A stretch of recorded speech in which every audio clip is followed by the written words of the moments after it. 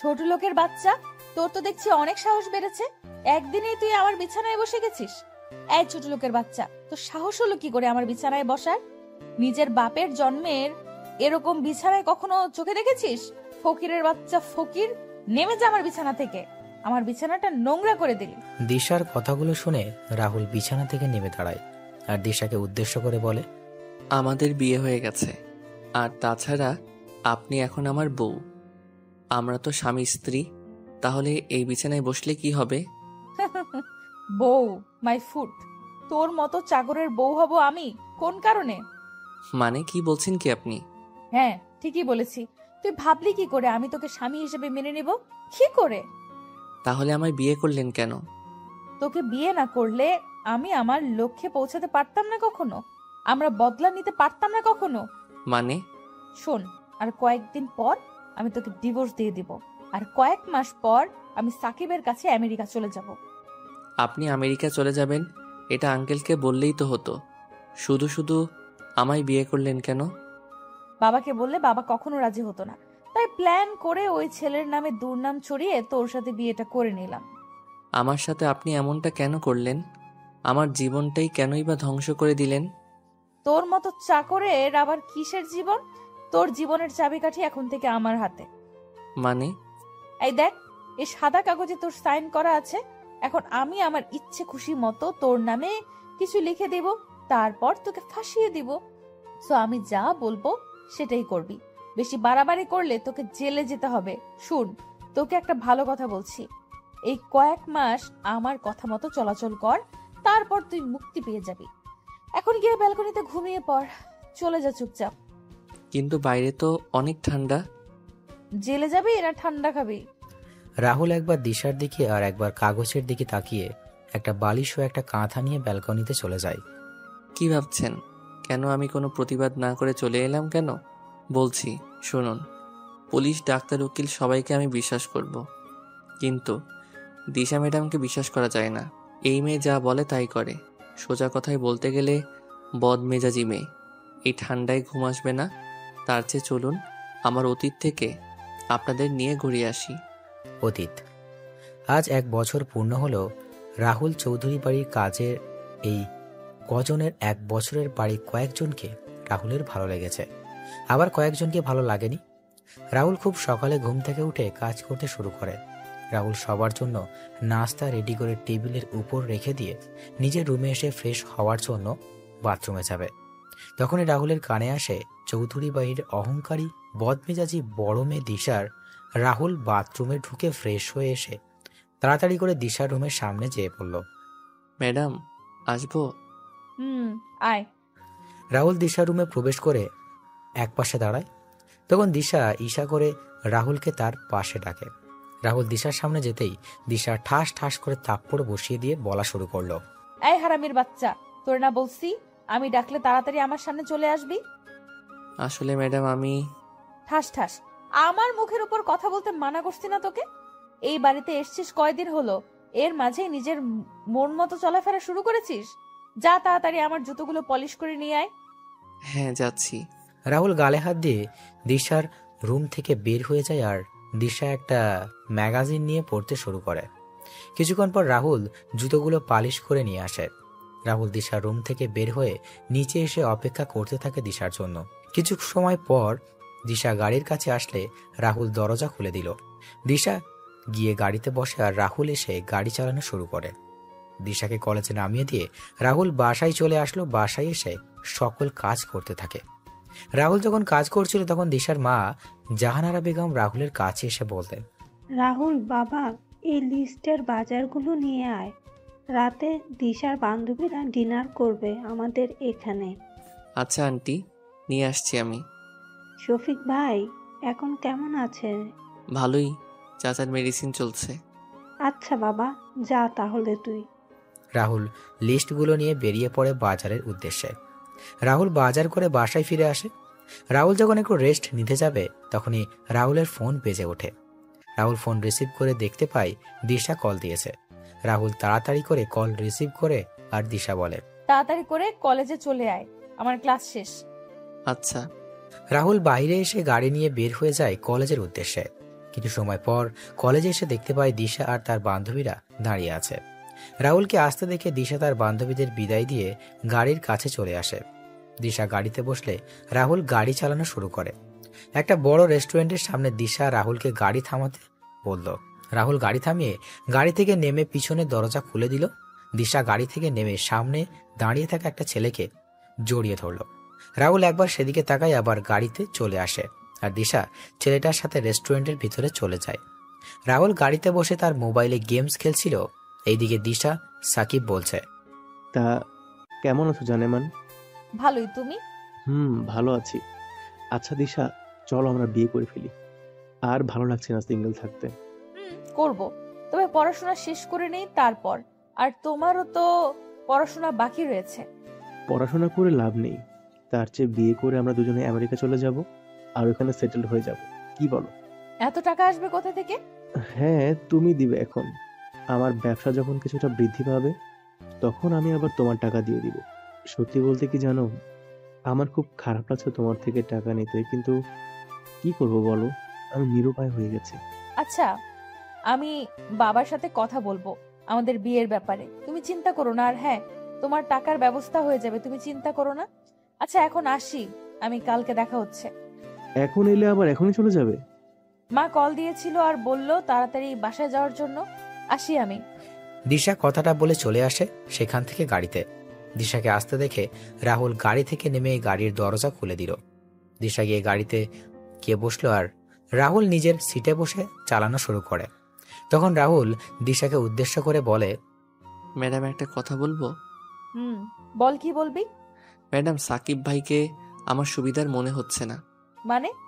Madam, Shakib ভাইয়ের মাঝে একটা গরমিল আছে। সাকিব ভাই সুবিধাজনক মানুষ না। ভাগ্য ভালো তুই গাড়ি চালাচ্ছিস, তা না হলে তোর অবস্থা আমি খারাপ করে দিতাম। ছোট লোকের বাচ্চা, তোর তো সাহস কম না, সাকিবের ব্যাপারে কথা বলিস। সাকিব কি তোর মতো ছোট লোক ফকির? জানিস সাকিবের কয়টা বাড়ি কয়টা গাড়ি আছে? আসলে ম্যাডাম। চুপ ছোট লোকের বাচ্চা, চুপ। আমার কোনো ব্যাপারে তুই কোনো কথা বলবি না, আর আমার কোনো কাজেও বেশি কথা বলবি না। আমি আর সাকিব খুব তাড়াতাড়ি বিয়ে করছি। ফারদার আমার আর সাকিবের বিষয়ে তুই কোনো কথা বলবি না। কিছুক্ষণ পর রাহুলরা বাসায় চলে আসে।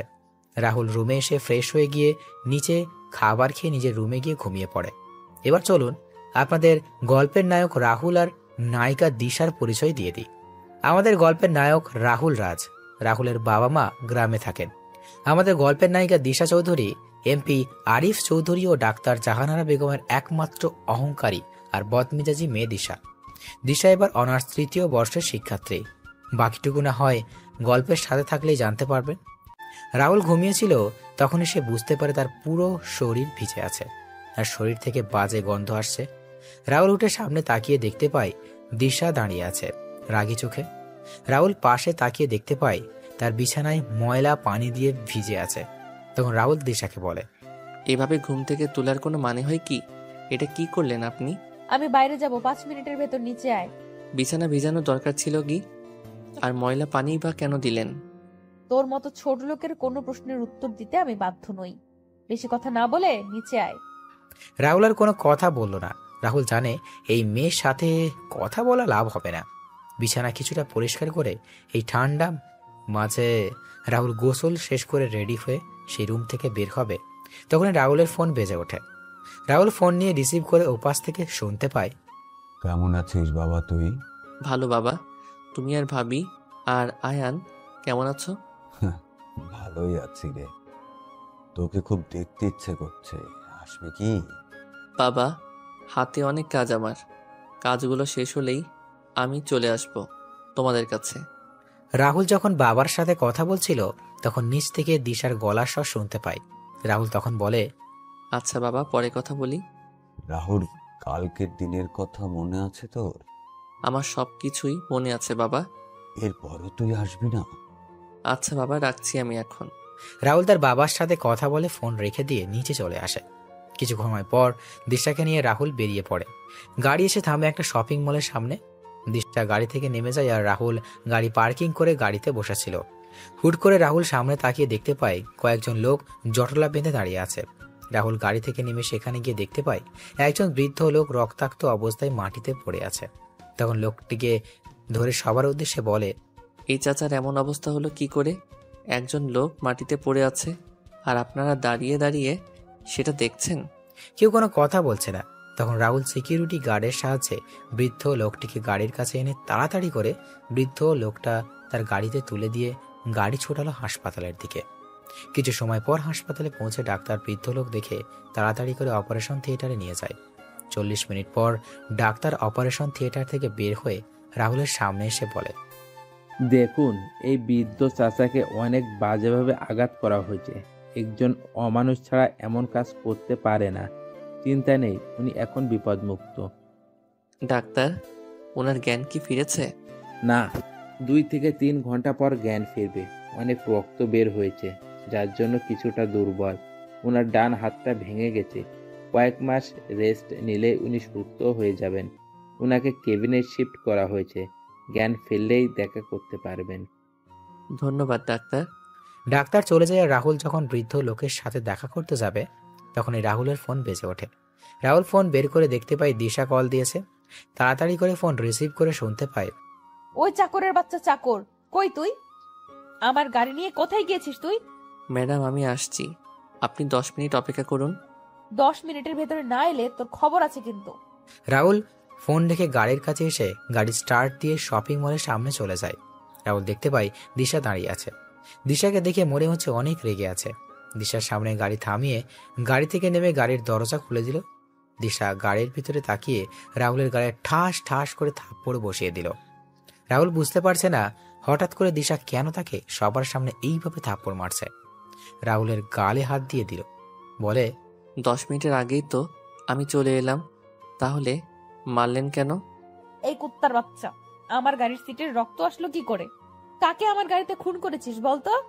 ম্যাডাম, কি বলছেন কি? আমি কেন শুধু শুধু খুন করতে যাব কাউকে? তাহলে আমার গাড়িতে রক্ত আসলো কি করে? আসলে ম্যাডাম,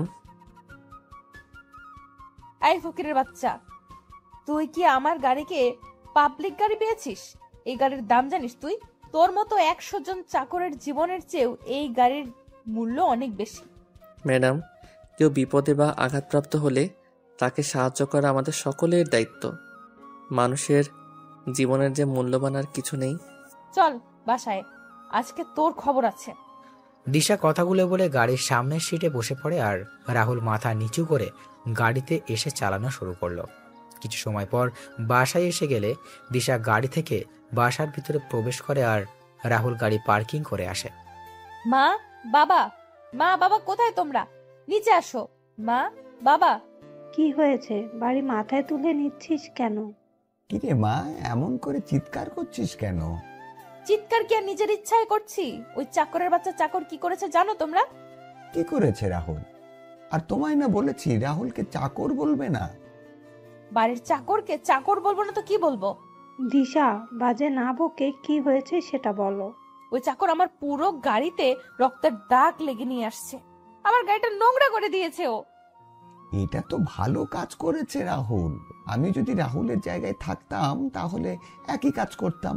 কারণ মানুষ হলো সৃষ্টির সেরা জীব। মানুষের জীবনের মূল্যের চেয়ে আর কিছুর মূল্য এই পৃথিবীতে নেই। বাবা, তুমি বুঝতে পারছো না কেন বলো তো? ওই ফকিরের বাচ্চা আমার নতুন গাড়িটা নষ্ট করে দিয়েছে। আয় রাহুল, এইদিকে। হ্যাঁ আন্টি, বলুন। আচ্ছা, এই বৃদ্ধ লোক এখন কেমন আছেন? যতটুকু জানি ওনার জ্ঞান ফিরেনি এখনো। ওনাকে খুব বাজেভাবে আঘাত করা হয়েছে। কি বা কারা এমন কাজ করেছে কিছু জানতে পারলি তুই? হ্যাঁ রাহুল। না আঙ্কেল, জানতে পারিনি। আন্টি আঙ্কেল, আমি একটা ভুল করে ফেলেছি। আসলে আজকে আমি ম্যাডামের অনুমতি না নিয়ে ওই বৃদ্ধ চাচাকে ওনার গাড়ি করে হাসপাতালে নিয়ে যাই। আর তখন রক্তের দাগ লেগে যায় সিটে। তবে চিন্তা করবেন না, আমি গাড়ি ভালো করে পরিষ্কার করে দিব। আমি কি তোর মতো ফকির নাকি যে আমি ওই সিট ব্যবহার করব? বাবা, আমি ওই নিয়ে যাব না। এখন থেকে ওই গাড়ি তুমি নিবে আর তোমার গাড়ি আমি নিয়ে যাব। দিশা কথাগুলো বলে সেখান থেকে চলে যায় আর রাহুল চুপচাপ দাঁড়িয়েছিল। তখন আরিফ চৌধুরী রাহুলের সামনে এসে রাহুলের কাঁধে হাত দিয়ে বললেন, তুই চিন্তা করিস না বাবা, আমি আর তোর আন্টি তোর সাথে আছি। আর এই 1 বছরে তোকে চিনেছি, তুই এমন কোনো কাজ করবি না যে কাজের দ্বারা কোনো সমস্যা হয়। যা রাহুল, রুমে যা তোর। দিশার চলচলন কেমন জানি রসাতলে চলে যাচ্ছে। এভাবে চলতে থাকলে দিশা খারাপ হতে বেশি দিন সময় লাগবে না। মেয়েটা দিন দিন খারাপ হয়ে যাচ্ছে। মেয়েটাকে কি করে যে বুঝাই, এভাবে জীবন চলবে না। দিশার বিয়ে দিতে হবে খুব তাড়াতাড়ি। কি বলছো কি তুমি এসব? আমাদের আদরে আদরে দিশা বাদর হয়ে যাচ্ছে। এমন মেয়েদের ঠিক করার জন্য বিয়েই দিতে হবে। তোমার এই বজ্জাত মেয়েকে বিয়ে করবে কে? সেটা রাতে খাবার টেবিলেই না হয়। রাতের বেলা দিশা তার বান্ধবীদের সাথে রুমে বসে আড্ডা দিচ্ছিল, আর রাহুলও জাহানারা বেগম রান্নাঘরে কাজ করছে। তখন দিশা নিচ থেকে বলে যায়, মা, আমাদের জন্য চিকেন ফ্রাই আর চিকেন ললিপপ আমার রুমে পাঠিয়ে দাও তো। আমি পারবো না, নিজে করে নিয়ে আয়। এই রাহুল ফকিন্নি, তুই তাড়াতাড়ি করে নিচে আয়, নিয়ে আয়। সময় 30 মিনিট মাত্র। ও কি মেশিন যে 30 মিনিটে হয়ে যাবে? এগুলো খেতে যত সহজ, সেগুলো তৈরি করতে অনেক কষ্ট। আচ্ছা, 1 ঘন্টা সময় দিলাম। আচ্ছা ম্যাডাম। দিশা চলে যায় আর রাহুলের চিকেন ফ্রিজ থেকে বের করে নিয়ে দিশার বলে যাওয়া চিকেন ফ্রাই আর ললিপপ তৈরি করতে লাগলো। 50 মিনিট পর রাহুল কিছু তৈরি করে দিশার রুমের দিকে পা বাড়ায়। দিশা রুমের সামনে এসে কড়া নাড়ে, তখন দিশা বলে ভিতরে আসার জন্য।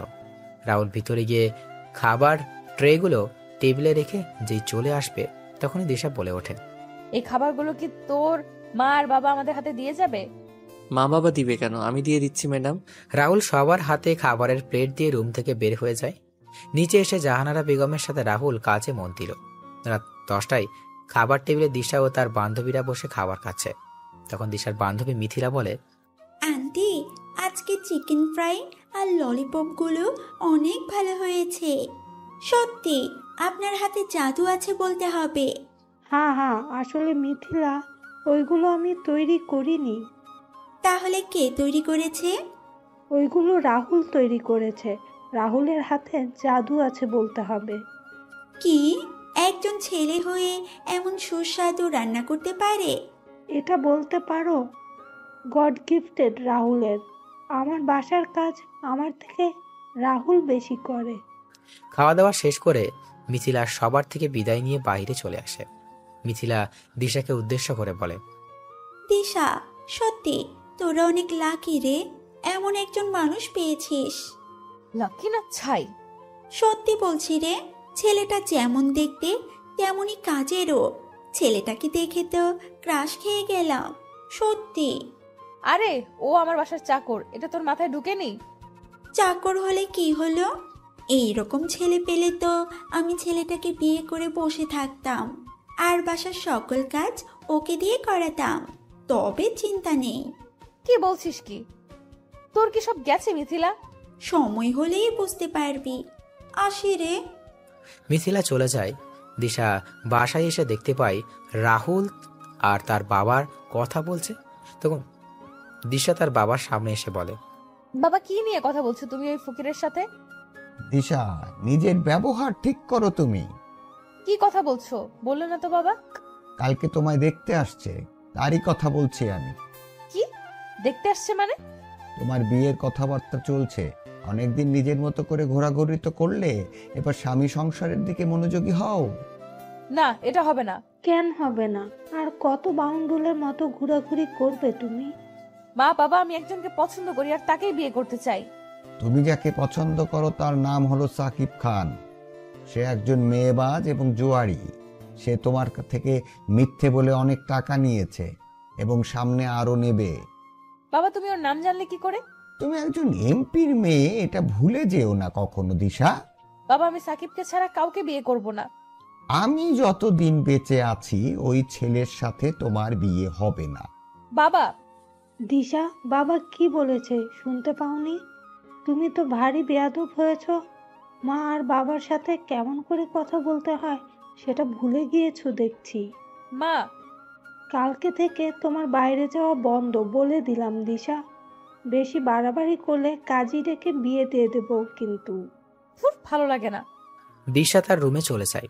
রুমে গিয়ে ভাবতে থাকে, না, আমি সাকিবকে ছাড়া কাউকে বিয়ে করব না। সাকিবের জন্য আমি প্রয়োজন হলে বাড়ি থেকে পালাতেও, হ্যাঁ আমায় পালাতে হবে। 1 মিনিট, তার আগে সাকিবকে কল দেই। হ্যালো সাকিব, কই তুমি? আমি তো এখন এয়ারপোর্টে যাচ্ছি। এয়ারপোর্টে মানে? হ্যাঁ, কিছু কাজে আমি আমেরিকা যাচ্ছি। কেন, কি হয়েছে জানেমান? সাকিব, বাবা আমার বিয়ে ঠিক করেছে আর কালকে আমার ছেলেপক্ষ দেখতে আসছে। কি বলছো কি? হঠাৎ করে এমন সিদ্ধান্ত কেন? জানি না, তবে আমার মনে হয় রাহুল বাবাকে কিছু উল্টাপাল্টা বুঝিয়েছে। সাকিব, আমি তোমায় ছাড়া কাউকে বিয়ে করতে পারবো না। তুমি এয়ারপোর্টে থাকো, আমি আসছি। না না, এখন এসো না তুমি। কেন সাকিব, তুমি বুঝতে পারছো না কেন? তুমি কালকে ছেলে পক্ষের যদি আমায় পছন্দ হয়ে যায় তাহলে আমাদের কি হবে? কিচ্ছু হবে না। তুমি পারবে তো এই কাজটা করতে? তুমি কিন্তু পারবে, আমি জানি। 3 মাস পর আমি আমার কাজ শেষ করে ফিরে আসছি। এখন বলো তুমি পারবে কিনা? কিন্তু সাকিব, তুমি চাও না দিশা আমি প্রতিষ্ঠিত হই, আমার কোনো পরিচয় হোক? আমি পারবো সাকিব। দিশা ফোন রেখে নিচে এসে তার মা বাবাকে উদ্দেশ্য করে বলে ওঠে, না বাবা, আমি রাজি। সত্যি বলছিস তুই মা? হ্যাঁ বাবা, সত্যি বলছি। আমি জানতাম আমার মেয়ে আমার কথা কখনো ফেলবে না। আচ্ছা, বাকি কথা পরে হবে। মা, আমার খুব ক্ষুধা পেয়েছে, তাড়াতাড়ি খাবার দাও। দিচ্ছি, আয় তোরা। রাহুল, তুইও আয়। আন্টি। রাহুল রান্নাঘরে জাহানারা বেগমের সাথে সকল খাবার নিয়ে এসে টেবিলে রাখছে। তখন জাহানারা বেগম বলেন, যা রাহুল, টেবিলে বস, আমি খাবার নিয়ে আসছি। মনে মনে বললাম, টেবিলে বসি, আমি আর আপনার মেয়ে আমার হাবি গোষ্ঠীকে নিয়ে কথা বলুক, দরকার নেই আমি পরে খেয়ে নিব। কিরে রাহুল, আয় টেবিলে বস। না আঙ্কেল, আপনারা খান, আমি একটু পরে খেয়ে নিব। বললাম না বসতে রাহুল।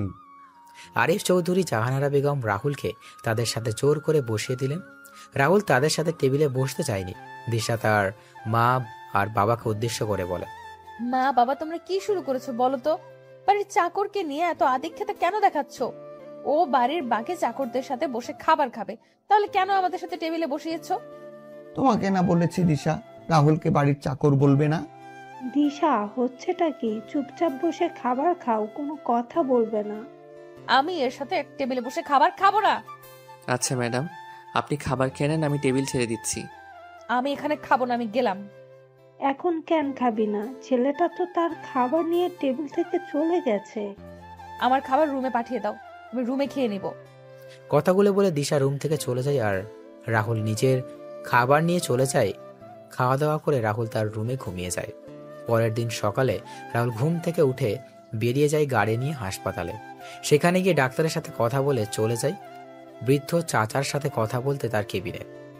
রাহুল কেবিনে গিয়ে চাচার উদ্দেশ্যে করে বলে ওঠে, চাচা কেমন আছেন আপনি এখন? ভালোই বাবা, হয়তো তোমার জন্য মৃত্যুর দরজা থেকে ফিরে এলাম বাবা। আচ্ছা চাচা, আপনার এই অবস্থা হলো কি করে? সে আবার পোড়া কপাল বাবা। চাচা, আমি তো আপনার ছেলের মতো, কি হয়েছে আমায় বলুন। রাহুল কথা শুনে বৃদ্ধ লোকের চোখের কোণ ভিজে ওঠে। রাহুল চাচার চোখের জল মুছে দিয়ে চাচার দিকে তাকিয়ে তখন চাচা রাহুলকে বলেন, বাবারে, আমি একজন বীর মুক্তিযোদ্ধা। অনেক সংগ্রাম করে এই দেশকে শত্রুমুক্ত করেছিলাম, কিন্তু দেশের ভিতরে যে এত শত্রুর বংশধরেরা থেকে যাবে এটা কখনো ভাবিনি। মানে চাচা, কি হয়েছে বলুন তো। বাবা, সরকার থেকে আমায় একটা বাড়ি আর কিছু জমি দিয়েছিল। আমি বউ, ছেলের বউ নিয়ে আমার জীবন ভালোই চলছিল, কিন্তু আমার ভালো জীবনটা কালো জীবনে পরিণত হয়। একদিন কয়েকজন লোক এসে বলে আমার এই বাড়ি আর জমিগুলো তাদের নামে লিখে দিতে। আমি তাদের মানা করে দেই। এভাবে সপ্তাহের পর সপ্তাহ ওরা এসে আমাদেরকে বাড়ি ছেড়ে দেওয়ার জন্য বলতো, আর আমরা ওদের কারণেও অতিষ্ঠ হয়ে উঠি। আমার ছেলে সালাম ওদের বিরুদ্ধে থানায় মামলা করতে যায় এবং মামলা করে বাসায় চলে আসে। পরের দিন সকালে ওই লোকগুলো এসে আমাদের গ্রামের সমস্ত লোকের সামনে আমার ছেলে, আমার স্ত্রী আর আমার 5 মাসের অন্তঃসত্ত্বা স্ত্রীকে জোর করে বের করে দেয়। আমরা কোনো উপায় না পেয়ে থানায় চলে যাই। থানার বড় অফিসারকে সব কথা বলে যাতে, তবে উনি উল্টো আমাদেরকে বলে দেয় যে সেই লোকগুলোর কথা যাতে মেনে নিই। কিন্তু আমি আর আমার পরিবারের সবাই ছিল আমার সিদ্ধান্তের সাথে একমত। আমি ওদের কথা মেনে নিলে আমার পরিবার নিয়ে রাস্তায় বসতে হবে। আমি কোনো উপায় না পেয়ে আবার বাড়িতে ফিরে আসি। বাড়িতে আসতেই দেখতে পেলাম লোকগুলো বসে আছে সেখানে। আমি তাদের অনেক অনুরোধ করলাম, কিন্তু তারা শোনেনি। তারপর আমরা ওদের স্যারের সাথে কথা বলতে চাই, তখন ওরা আমাদের নিয়ে যায় ওদের স্যারের সামনে। আমি ওদের স্যারকে সবকিছু খুলে বলি, অনেক আশা নিয়েই কথাগুলো বলি, যেন উনি শুনলে আমাদের দয়া করবেন। কিন্তু ওই স্যার আমাদের অনেক খারাপ কথা বলেছে।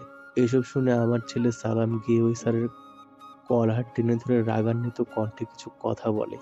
ওই কথাগুলো শুনে আমার ছেলেকে আমাদের চোখের সামনে গুলি করে হত্যা করে। সেই দিন ওই আমার ছেলেকে হারিয়ে আমার পুরো পৃথিবী থমকে যায়। আমাদের এবং আমার ছেলের লাশ ওরা রাস্তায় এনে অনেক কিছু করার চেষ্টা করে। যখন কোনো উপায় পেলাম না, তখন একটা গাড়ি ঠিক করে ছেলের লাশ নিয়ে রওনা দিলাম গ্রামের দিকে। মাঝ রাস্তায় আমার ছেলের বউ অজ্ঞান হয়ে যায়, আর গাড়িতে কোনো পানি ছিল না। আমি পানি কেনার জন্য একটা দোকানে যাই। পানি নিয়ে যখন দোকান থেকে বের হই, তখন দেখতে পাই দুটো ট্রাক এসে ওই গাড়িতে ধাক্কা মেরে এবং গাড়িটা খাদে পড়ে আগুন ধরে যায়। একদিনে আমি আমার পরিবারকে হারিয়ে ফেলি, শুধু একজন মানুষের জন্য। কোনো উপায় না পেয়ে আমি ঢাকা চলে আসি শুধুমাত্র আমাদের প্রধানমন্ত্রীর কিছু কথা জিজ্ঞেস করার জন্য। আমি প্রধানমন্ত্রীর বাসভবন থেকে কিছুটা দূরে ভিক্ষা করি আর প্রধানমন্ত্রীর দেখা পাওয়ার জন্য অপেক্ষা করতে থাকি। আজকে এদিকে আসছিলাম, কিন্তু হঠাৎ করে কোনো কথা ছাড়াই কিছু লোক এসে আমায় মারতে শুরু করে। এখন সৃষ্টিকর্তাই আমার শেষ ভরসা। বৃদ্ধ লোক কথাগুলো বলে বোকা কান্না করতে লাগলে। রাহুল সব শুনে বৃদ্ধ লোককে কাঁধে হাত রেখে বৃদ্ধ লোকটিকে শান্ত করার চেষ্টা করে, আর রাহুলও সান্ত্বনা দেওয়া ছাড়া আর কিছুরও করার নেই। রাহুল যখন চলে আসবে, তখন রাহুল আবার বৃদ্ধ লোকের কাছে গিয়ে বলে ওঠে, চাচা, ওই স্যারের নাম কি? ওই অমানুষটার নাম হলো শফিক খান, ওরফে টনি ভাই। কি, ওই মাফিয়া টনি ভাই? হ্যাঁ বাবা, এর জন্যই তো আমরা কোনো আইনি সহায়তা পাইনি। আচ্ছা চাচা, তাহলে আমি আসি। তাহলে তুমি এই 2 মাস হাসপাতালে থাকবে আর তোমার খরচ আমি বহন করব। আসি চাচা আমি। রাহুল কথাগুলো বলে চলে আসে। সেই থেকে রাহুল গাড়ি ড্রাইভ করছে আর বৃদ্ধ লোকের বলা কথাগুলো চিন্তা করছে। হঠাৎ করে গাড়ির সামনে মিথিলা চলে আসে আর রাহুল তাড়াতাড়ি করে ব্রেক করে। রাহুল কিছু বলতে যাবে তার আগেই মিথিলা রাহুলের কাছে এসে বলে, হাই, আমি মিথিলা। মানেটা কি? আপনি কি আপনার নাম বলার জন্য এভাবে গাড়ির সামনে চলে আসছেন? আমি আসি। আচ্ছা, আমি আসছি তাহলে। আরে কই যাও? আমায় নিয়ে যাও। কোথায় যাবেন আপনি? বাসায় যাব তোমার সাথে। আমি কি আপনারা চিনি যে আপনি আমার সাথে যাবেন? সে কি, কালকে তুমি আমায় দিশার রুমে দেখোনি? আমি দিশার বেস্ট ফ্রেন্ড মিথিলা। ও আচ্ছা, আসলে আমি তেমন মেয়েদের সাথে কথা বলি না। তা আপনি কোথায় যাবেন? তোমাদের বাসায়। আমাদের বাসায় কেন যাবেন? দিশা কল দিয়ে বলল যাওয়ার জন্য, তাই। আচ্ছা, তাহলে উঠুন গাড়িতে। মিথিলা গাড়িতে উঠে গেলে রাহুল গাড়ি চালানো শুরু করলো। গাড়ির ভিতর আর কেউ কোনো কথা বলেনি, সবকিছু রাহুল এসে বাসায় পৌঁছে যায়। রাহুল গাড়ি রেখে বাসায় চলে আসে। রাহুলকে আসতে দেখে আরিফ চৌধুরী রাহুলকে ডেকে বললেন, রাহুল, তুই বাজার থেকে এই লিস্টে লেখা জিনিসগুলো নিয়ে আয় বাবা। হ্যাঁ, আর ওই এইদিকে অনেক কাজ বাকি আছে কিন্তু। আচ্ছা, আমি নিয়ে আসছি আঙ্কেল। রাহুল লিস্ট নিয়ে বাজারে রওনা দিল। এইদিকে কেউ কাউকে কল দিয়ে বলছে, বস, শিকার পেয়ে গেছি এবং লক করে দিয়েছি, এখন কি করব? পিছনে আর বুঝতে পেরেছিস তো? হ্যাঁ বলে ফোন কেটে দিল। এদিকে রাহুল বাজারে এসে লিস্টের সকল জিনিসগুলো নিয়ে নিল। রাহুল গাড়ি চালিয়ে কিছু দূর আসার পর গাড়ি ব্রেক করে রাহুলের সামনে তাকিয়ে দেখতে পায় কতগুলো লোক মুখে কাপড় বেঁধে হাতে লাঠি নিয়ে দাঁড়িয়ে আছে। রাহুল গাড়ির গ্লাস নামিয়ে বলে, কি ব্যাপার ভাইরা, এভাবে রাস্তা আটকানো মানে কি? রাস্তা থেকে সরে যান, বাসায় যেতে হবে। লোকগুলো রাহুলের কথা শুনতে হেসে শুরু করলো। তখন রাহুল আবার বলে, কি হলো ভাইরা, রাস্তা থেকে সরে যান, আমি যাব। সময় মতো জিনিসগুলো নিয়ে না গেলে আমায় অনেক কথা শুনতে হবে। লোকগুলো এবার গিয়ে এসে রাহুলকে গাড়ি থেকে টেনে বের করে নিয়ে রাস্তার পাশে থাকা একটা গাড়িতে করে নিয়ে আর রাহুলকে কোনো কথা ছাড়াই মারতে শুরু করলো। রাহুল চেষ্টা করে পারছে না নিজেকে ওদের থেকে বাঁচানোর জন্য। একজনের পর একজন রাহুলকে আঘাত করেই যাচ্ছে, আর হুট করে কেউ রাহুলের মাথায় বাড়ি কিছু দিয়ে আঘাত করে আর রাহুল মাথায় হাত দিয়ে মা গো বলে চিৎকার দিয়ে বসে পড়ে। আমি মাথায় হাত দিয়ে দেখতে পেলাম মাথা দিয়ে রক্ত পড়ছে। আমি মাটিতে হাঁটু গেড়ে মাথায় হাত দিয়ে বসে আছি। লোকগুলো আমার সামনে আসে। 2টা ছেলে আমার বাম পাশ ও ডান পাশ থেকে জ্বলন্ত 2টা রড আমার 2 হাতে ঢুকিয়ে দেয়। আমি ব্যথায় চিৎকার দিয়ে উঠি, ও মা গো! একে তো ব্যথায় ব্যথা করছে, সাথে আমার 2 হাতে জ্বলন্ত ও বড় রড ঢুকিয়ে দিয়েছে। আমার যন্ত্রণা যেন বেড়ে যাচ্ছে। আমার চোখ বন্ধ হয়ে আসছে। চোখ বন্ধ হওয়ার আগে আমি দেখতে পেলাম দিশা ম্যাডাম আমার দিকে হাসতে হাসতে এগিয়ে আসছে। এক সময় আমার চোখ দুটো বন্ধ হয়ে যায় আর আমি মাটিতে লুটিয়ে পড়ি। দিশা এসে রাহুলের জ্ঞানহীন শরীরের উপর পা দিয়ে বলে ওঠে, বলেছিলাম ফকিরের বাচ্চা, তোকে আমার ব্যাপারে কথা বলতে আসবি না, কিন্তু তুই শুনলি না আমার কথা। এবার বুঝ আমার কথা না শোনার পরিণাম কি হয়। দিশা কথাগুলো বলে রাহুলের জ্ঞানহীন দেখে লাথি দিয়ে তার লোকেদের নিয়ে চলে যায়। এদিকে আরিফ চৌধুরী রাহুলকে কল দিয়ে যাচ্ছেন, কিন্তু কেউ রিসিভ করছেন না। এইদিকে ছেলেপক্ষ চলে আসে দিশাকে দেখতে। আরিফ চৌধুরীও ব্যস্ত হয়ে পড়েন তাদের সাথে। আমি চোখ খুলে দেখতে পেলাম একটা বেডে শুয়ে আছি। চারপাশে তাকিয়ে ভালো করে তাকিয়ে দেখলাম আমার পাশের বেডে সেই বৃদ্ধ চাচা আমার দিকে তাকিয়ে আছেন। কি রে বাবা, এখন কেমন লাগছে তোর? ভালো লাগছে। মাথায় প্রচন্ড ব্যথা করছে। হাত নাড়াতে গিয়েও হাত নাড়াতে পারলাম না। হাতেও ব্যথা করছে প্রচুর। আশ্চর্যের বিষয় হলো আমি আমার শরীরে প্রচন্ড ব্যথা অনুভব করছি, যা কাউকে বলে বোঝাতে পারবো না। তোর এই অবস্থা কি করলো বাবা? আর একটু হলে তো তোর 2 হাত একেবারের জন্যই হারিয়ে ফেলতি, নিজের প্রাণটাও তো হারিয়ে ফেলতে পারতি। আচ্ছা চাচা, আমি এখানে আসলাম কি করে? জানি না, তবে সেটা ডাক্তার বলতে পারবে। রাহুল আর বৃদ্ধ চাচা যখন কথা বলছিল তখনই ডাক্তার কেবিনে প্রবেশ করে। ডাক্তার রাহুলের কাছে এসে রাহুলকে পরীক্ষা করে বলেন, তোমাকে প্রথমে দেখে তো খুব ভয় পেয়ে গিয়েছিলাম, তা এখন কেমন লাগছে তোমার? ভালোই ডাক্তার, তবে আমার শরীরের প্রচন্ড ব্যথা করছে। আচ্ছা, ও হ্যাঁ, এই নাও তোমার ফোন। আঙ্কেল নামে একটা নাম্বার থেকে কয়েকবার কল এসেছিল, তারপর আমি কল রিসিভ করে তোমার অবস্থা ওনাদের জানিয়ে দেই। হয়তো কিছু সময় পর ওনারা চলে আসবেন। ডাক্তার, আমি এখানে আসলাম কিভাবে? আমি যখন আমার বাসায় যাচ্ছিলাম তখন তোমার অচেতন ও রক্তাক্ত অবস্থায় রাস্তার পাশে পড়ে থাকতে দেখি, তারপর তোমার এখানে নিয়ে আসি। আচ্ছা, এই অবস্থা হলো কি করে তোমার? আসলে রাস্তায় আমি কয়েকজন ছিনতাইকারী হাতে পড়ি আর তাদের সাথে হাতাহাতির এক পর্যায়ে এমন হয়। তাই বলে তোমার হাতে জ্বলন্ত রড ঢুকিয়ে দেবে? এটা আমার বিশ্বাস হচ্ছে না। সাথে তোমার তো খুব বিষাক্ত বিষ দেওয়া হয়েছিল, যা মানবদেহে খুব তাড়াতাড়ি ছড়িয়ে পড়ে। তবে তোমার ভাগ্য ভালো যে তুমি এই যাত্রায় বেঁচে গিয়েছো। আচ্ছা, আমার ঠিক করে বলো তো কি হয়েছে তোমার সাথে? ডাক্তার, সত্যি তো বললাম। আপনাকে মিথ্যা বলে লাভ কি আমার? আপনি বলুন, কেউ কি ইচ্ছে করে নিজের এতটা ক্ষতি করবে? আর বিষের ব্যাপারটা তো আমার অজানা। কেবিনে তখন প্রবেশ করেন আরিফ চৌধুরী, জাহানারা বেগম, দিশা আর মিথিলা। আরিফ চৌধুরী ডাক্তারকে বলেন, ডাক্তার, এখন রাহুল কেমন আছে? স্যার, চিন্তার কোনো কারণ নেই। রাহুল এখন বিপদমুক্ত। তবে আর কিছুক্ষণ পর রাহুলের সাথে দেখা হলে রাহুলের হাত দুটো কেটে ফেলতে হতো। হয়তো রাহুল আমাদের মাঝ থেকে, বুঝতেই পারছেন তো। কি বলছেন কি ডাক্তার আপনি? হ্যাঁ ম্যাডাম, আমি ঠিক বলছি। কারণ ছেলেটার 2 হাতে কারা যেন জ্বলন্ত রড ঢুকিয়ে দিয়েছে। সাথে রাহুলকে কেউ অনেক বিষাক্ত বিষ দিয়ে মেরে ফেলতে চেয়েছিল। এই বিষ তো আমাদের বাংলাদেশ থেকে ব্যান্ড করা হয়েছে। তাহলে এটা আসলো কি করে? রাহুল, কারা ছিল? তুই কি তাদের দেখেছিস? শুধু বল আমায়, তুই দেখ আমি কি ব্যবস্থা ওদের করি। আমি একবার দিশা ম্যাডামের দিকে তাকালাম, দেখলাম ম্যাডাম কিছুটা ভয় পেয়ে আছে। ম্যাডাম একবার আর চোখে আমার দিকে আর একবার আঙ্কেলের দিকে তাকাচ্ছে।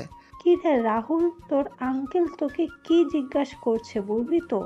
আসলে আঙ্কেল আন্টি ওদের মুখে কাপড় বাঁধা ছিল, আমি ঠিক করে দেখতে পাইনি। আচ্ছা আচ্ছা, আমি দেখছি। হ্যাঁ ডাক্তার, আপনি রাহুলকে কোথায় পেয়েছিলেন? আমি রাহুলকে ওই বাইপাস রাস্তার পাশে অজ্ঞান অবস্থায় পেয়েছিলাম। আঙ্কেল বাদ দাও না, যা হওয়া সেটা হয়ে গেছে তো। তুই বুঝতে পারছিস না? আর একটু হলেই তো তোর কত বড় ক্ষতি হয়েছে তো। দিশা রাহুলের কথা শুনে বেশ অবাক হয়ে যায়। দিশা মনে মনে বলছে, আমরা তো রাহুলকে মেরে ওই বাড়িতে ফেলে রেখেছিলাম, তাহলে বিষ দিল কে রাহুলকে? আর কে করতে চাইছে এমনটা? তাহলে কি কেউ আমাকে ফাঁসানোর চেষ্টা করছে? কে করবে এমনটা? ফুর ছাই। যাই হোক, রাহুল মরলেই তো আমার লাভ। ডাক্তার আর আরিফ চৌধুরী বাইরে চলে যান। মিথিলা একবার রাহুলের দিকে আর একবার দিশার দিকে তাকিয়ে রাহুলের পাশে গিয়ে কানে কানে বলে, তা ছিনতাইকারী কি শুধু ছেলে ছিল, না সাথে মেয়েও ছিল? মানে? বলেছি যে ছিনতাইকারী কি শুধু ছেলে ছিল, না সাথে মেয়েও ছিল? মেয়ে হতে যাবে কেন? ছেলেই তো ছিল। ও আচ্ছা, আমি আরো ভাবলাম। কি ভাবলেন? কিছু না। দিশা কিছুক্ষণ চলে যায় বাসায়। রাহুল জাহানারা বেগমকে উদ্দেশ্য করে বলে, আন্টি, আজকে কি ছেলেপক্ষ এসেছিল ম্যাডামকে দেখতে? হ্যাঁ এসেছিল, আর দিশাকে তাদের পছন্দ হয়েছে। 15 দিন পর দিশার বিয়ে ঠিক করা হয়েছে, কিন্তু এখন দেখছি বিয়ে পিছিয়ে দিতে হবে। কেন আন্টি, বিয়ে পিছিয়ে নেবেন কেন? তোর এই অবস্থা, তোর শরীর ঠিক হলেই দিশার বিয়ে হবে। তোর এই অবস্থায় বিয়ে হবে কি করে? তুই ছাড়া আমাদের সব দিক কে খেয়াল রাখবে বল? তোর আঙ্কেলের অবস্থা এখন বেশি ভালো না, সব দিক দেখাশোনা কে করবে? তুই রেস্ট নে, আমি আসছি, দেখি ডাক্তার কি বলে। জাহানারা বেগম কেবিন থেকে বের হয়ে যান। রাহুলও চোখ বন্ধ করে শুয়েছিল। তখনই মিথিলা রাহুলের পাশে বসে বলে, আচ্ছা, তুমি কেমন ছেলে মানুষ? হ্যাঁ, মানে? তুমি নিজেকে বাঁচাতে পারলে না? একা মানুষ কয়েকজনের সাথে লড়াই করবো বলুন তো? সেটা ঠিক। আচ্ছা, তোমার পরিবারে কে কে আছেন? বাবা, ভাবি আর ছোট একটা ভাতিজা এখানে আছেন। তারা গ্রামে থাকেন। তোমার মা আর ভাই? বেঁচে নেই। সরি। আচ্ছা, তোমার গার্লফ্রেন্ড আছে? হা হা হা। হাসছো যে? আমার মতো একজন চাকরের আবার গার্লফ্রেন্ড আসবে কোথা থেকে? মানুষের জুতার বাড়ি লাঠির বাড়ি খেয়ে আমার দিন যাচ্ছে, আর দরকার নেই এমন কিছুর। তাই বলে কি, এখনের ডিজিটাল যুগে ছেলেদেরও গার্লফ্রেন্ড থাকে অনেক। আর তোমার? রাহুল আর মিথিলা কথা বলছিল, তখনই দিশা কেবিনে আসে আর বলে ওঠে, ওর মতো ফকিন্নির গার্লফ্রেন্ড আসবে কোথা থেকে? কোনো মেয়েই বা ওর দিকে তাকাবে? ফকিন্নি কোথাকার। মিথিলা চল তো। দিশা, ওর সাথে এমন করছিস কেন? দেখছিস ছেলেটার অবস্থা কেমন, তারপরও বলছিস তুই? এরকম চাকর মারা গেলে আমার কিছুই না। ও আচ্ছা ম্যাডাম, আমি আপনার কি এমন ক্ষতি করেছি যার জন্য আমার সাথে এমন করছেন? তুই বাবাকে আমার আর সাকিবের ব্যাপারে বলেছিস, আর বাবা আমার বিয়ে ঠিক করেছে। এর মাসুল তো তোকে ভোগ করতেই হবে। আমিও তো তোকে দিশা বলেছি সাকিব ছেলেটা ভালো না, তারপরও তুই বুঝতে চাইছিস না। মিথিলা, তুইও দেখছি ওই ছোট লোকের সাথে তাল মেলাচ্ছিস। দিশা, একটা সময় আসবে রুহুলের প্রয়োজন তোর হবে, কিন্তু তখন তুই রুহুলকে খুঁজেও পাবি না। এমন কখনো হবে না, আর এমন কোনো পরিস্থিতি হলে আমি ওর কাছে যাব না। সবাই যখন কথা বলছিল তখন সবাই বাইরে শুনতে পায়। হঠাৎ করে বাইরে গোলাগুলির আওয়াজ শোনা যায়। মিথিলা আর দিশা জানালা দিয়ে দেখতে পায় কিছু লোক মিলে একজনকে রাস্তায় গুলি করছে। মিথিলা আর দিশা তাড়াতাড়ি করে জানালা লাগিয়ে দিল। আর রাহুল বলে, কি হলো? জানালা লাগিয়ে দিলেন কেন? বাইরে কারা যেন কাকে গুলি করে মেরে ফেলেছে। ও আচ্ছা। আজ 20 দিন পর রাহুল সুস্থ হয়েছে। কালকে দিশার বিয়ে। রাহুল বাড়িতে এসেই ক্যাটারিং এর লোকদের সাথে কাজে লেগে পড়েছে। জাহানারা বেগম আর আরিফ চৌধুরী রাহুল মানা করেছিলেন আজকে কাজ না করার জন্য, কিন্তু রাহুল কারো কথা শোনেনি। সারাদিন কাজ করে রাহুল সন্ধ্যাবেলা তার রুমে এসে ফ্রেশ হয়ে নিচে গিয়ে খাবার খেয়ে তার রুমে এসে ঘুমিয়ে পড়ে। এদিকে দিশাকে সাজানোর জন্য পার্লার থেকে মেয়েরা আসে। রাতের বেলা সবাই মিলে দিশাকে হলুদ দিচ্ছে, আর মিথিলা রাহুলকে খুঁজে যাচ্ছে কিন্তু পাচ্ছে না। তখন মিথিলা গিয়ে জাহানারা বেগমকে জিজ্ঞেস করে, আন্টি, রুহুল কোথায়? আজকে দেখছি না যে। আজকে সারাদিন রাহুল ক্যাটারিং এর লোকের সাথে কাজ করেছে, সন্ধ্যাবেলা খাওয়া দাওয়া করে নিজের রুমে গিয়ে ঘুমিয়ে পড়েছে। কালকে তো রাহুলের অনেক কাজ, আমি বলেছিলাম থাকার জন্য, কিন্তু ছেলেটা বলল ওর ভালো লাগছে না। ও আচ্ছা। মিথিলা সেখান থেকে এসে রাহুলের রুমের সামনে চলে আসে। মিথিলা রাহুলের দরজায় এসে কড়া নাড়তে থাকে। কড়া নাড়ার শব্দে রাহুলের ঘুম ভেঙে যায়। রাহুল উঠে গিয়ে দরজা খুলে দিয়ে রাহুল ঠিকমতো চোখ খুলে রাখতে পারছিল না। রাহুল অনেক কষ্টে সামনে তাকিয়ে মিথিলাকে দেখে বলে, কি চাই আপনার?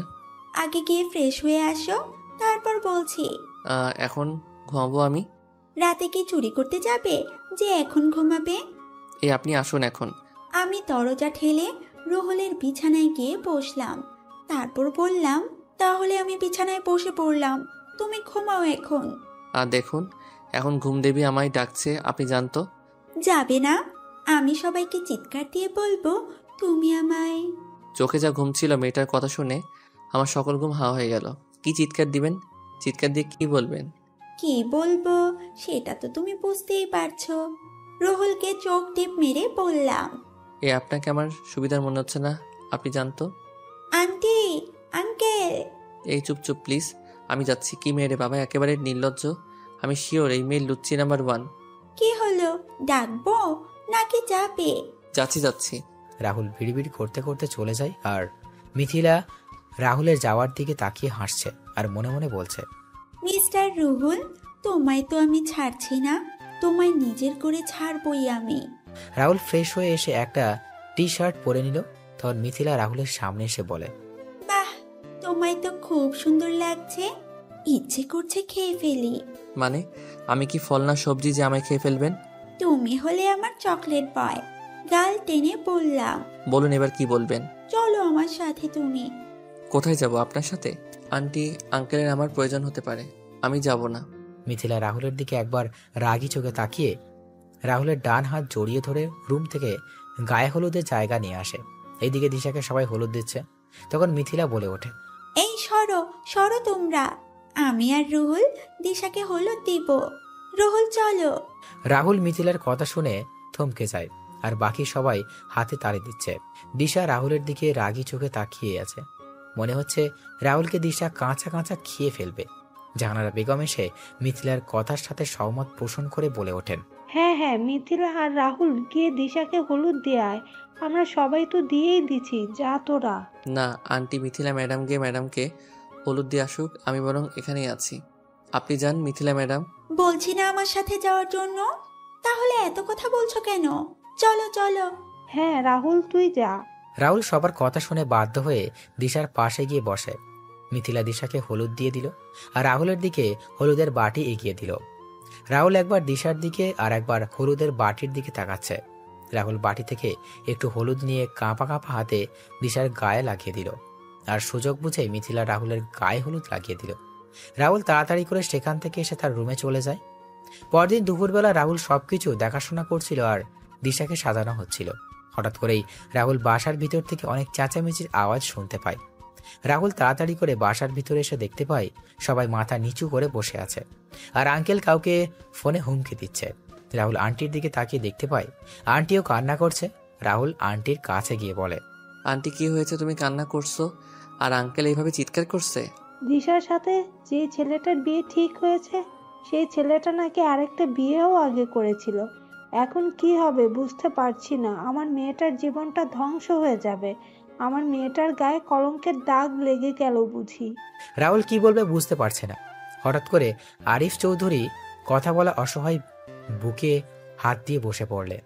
রাহুল তখন আরিফ চৌধুরীকে গিয়ে ধরে আর বললেন, আঙ্কেল তুমি এত হাইপার হচ্ছ কেন? ম্যাডামের জন্য আমার ছেলে দেখা হবে, আবার ম্যাডামের বিয়ে হবে। তুমি বরং রেস্ট নাও এখন। এই আপনারা সবাই এখন আসুন, আঙ্কেল আর আন্টিকে একটু একা থাকতে দিন। না, সবাই কোথাও যাবে না, সবাই এখানে থাকবে, আমি আসছি। কিন্তু আঙ্কেল। আরিফ চৌধুরী কোনো কথা না বলে তার ফোন নিয়ে বাসার বাইরে চলে যান। বাসার ভিতর নীরবতা বিরাজ করছে। 20 মিনিট পর আরিফ চৌধুরী বাসায় এসে বলেন, আজকেই আমার মেয়ের বিয়ে হবে, সবাই একটু অপেক্ষা করুন। কি বলছো কি তুমি? এত তাড়াতাড়ি তুমি ছেলে পেলে কোথায়? ছেলে তো আমাদের সামনেই আছে, রাহুল। রাহুল? হ্যাঁ, আমি আমার মেয়েকে রাহুলের সাথেই বিয়ে দেব। কি? না না, এটা হয় না আঙ্কেল, আমি পারবো না। আমায় ক্ষমা করে দিবেন, আমি আপনার কথাটা রাখতে পারবো না। কেন পারবি না তুই? দেখ রাহুল, তোকে তো আমরা আমাদের ছেলের মতোই দেখে আসছি, তাহলে তুই কেন পারবি না? আন্টিয়া। রাহুল কিছু বলার আগেই রাহুলের ফোন বেজে ওঠে। রাহুল ফোন বের করে দেখতে পায় তার বাবার ফোন। রাহুল ফোন রিসিভ করে বলে ওঠে, হ্যাঁ বাবা বলো। রাহুল, তুমি বিয়েটা করে নাও। আমার আর তোমার ভাবির মেয়ে পছন্দ হয়েছে, আর 1 সপ্তাহ পর তুমি বাড়ি ফিরে আসবে। কিন্তু বাবা। বললাম না আমি, আমার কথার যেন আর কোনো নড়চড় না হয়। আর তুমি আমাদের গ্রামের নতুন বাড়িতে চলে আসবে, আমরা সেখানেই আছি। রাহুলের বাবা কথাগুলো বলে ফোন রেখে দিলেন আর রাহুল হ্যাবলার মতো তাকিয়ে দাঁড়িয়ে আছে। তখন আরিফ চৌধুরী রাহুলের কাছে এসে বলেন, রাহুল বাবা, তুই পারিস এরকম বিপদ থেকে আমায় বাঁচাতে? প্রয়োজন হলে আমি তোর পায়েও ধরতে পারি, তবু বাবা তুই রাজি হয়ে যা। আঙ্কেল কি বলছো কি? কিন্তু ম্যাডাম। দিশা আমাদের কথার অবাধ্য হবে না, এখন তুই বল বাবা। কি আর করবো, নিজের অমতের বিরুদ্ধে মত দিতে হলো আমায়। আমি রাজি। তারপর রাহুলকে বরের বেশে সাজিয়ে এনে বিয়ে শুরু করা হয়। রাহুলের বিয়ের দিকে কোনো মনোযোগ ছিল না। রাহুল ভাবছে অন্য কিছু। ভালোভাবে বিয়ের সকল কাজ সম্পন্ন হয়। রাহুল মিথিলাকে আজকে কোথাও বিয়ের সময় দেখতে পায়নি। রাতের বেলা রাহুল দিশার সামনে বসেছিল। তখনই দিশা রুমে আসে, আর বাকিটুকু তো আপনারা জানেন। বর্তমান আপনাদের সাথে কথা বলতে বলতে রাত প্রায় পেরিয়ে গেছে, এখন ঘুমিয়ে পড়ি, সকালে কথা হবে।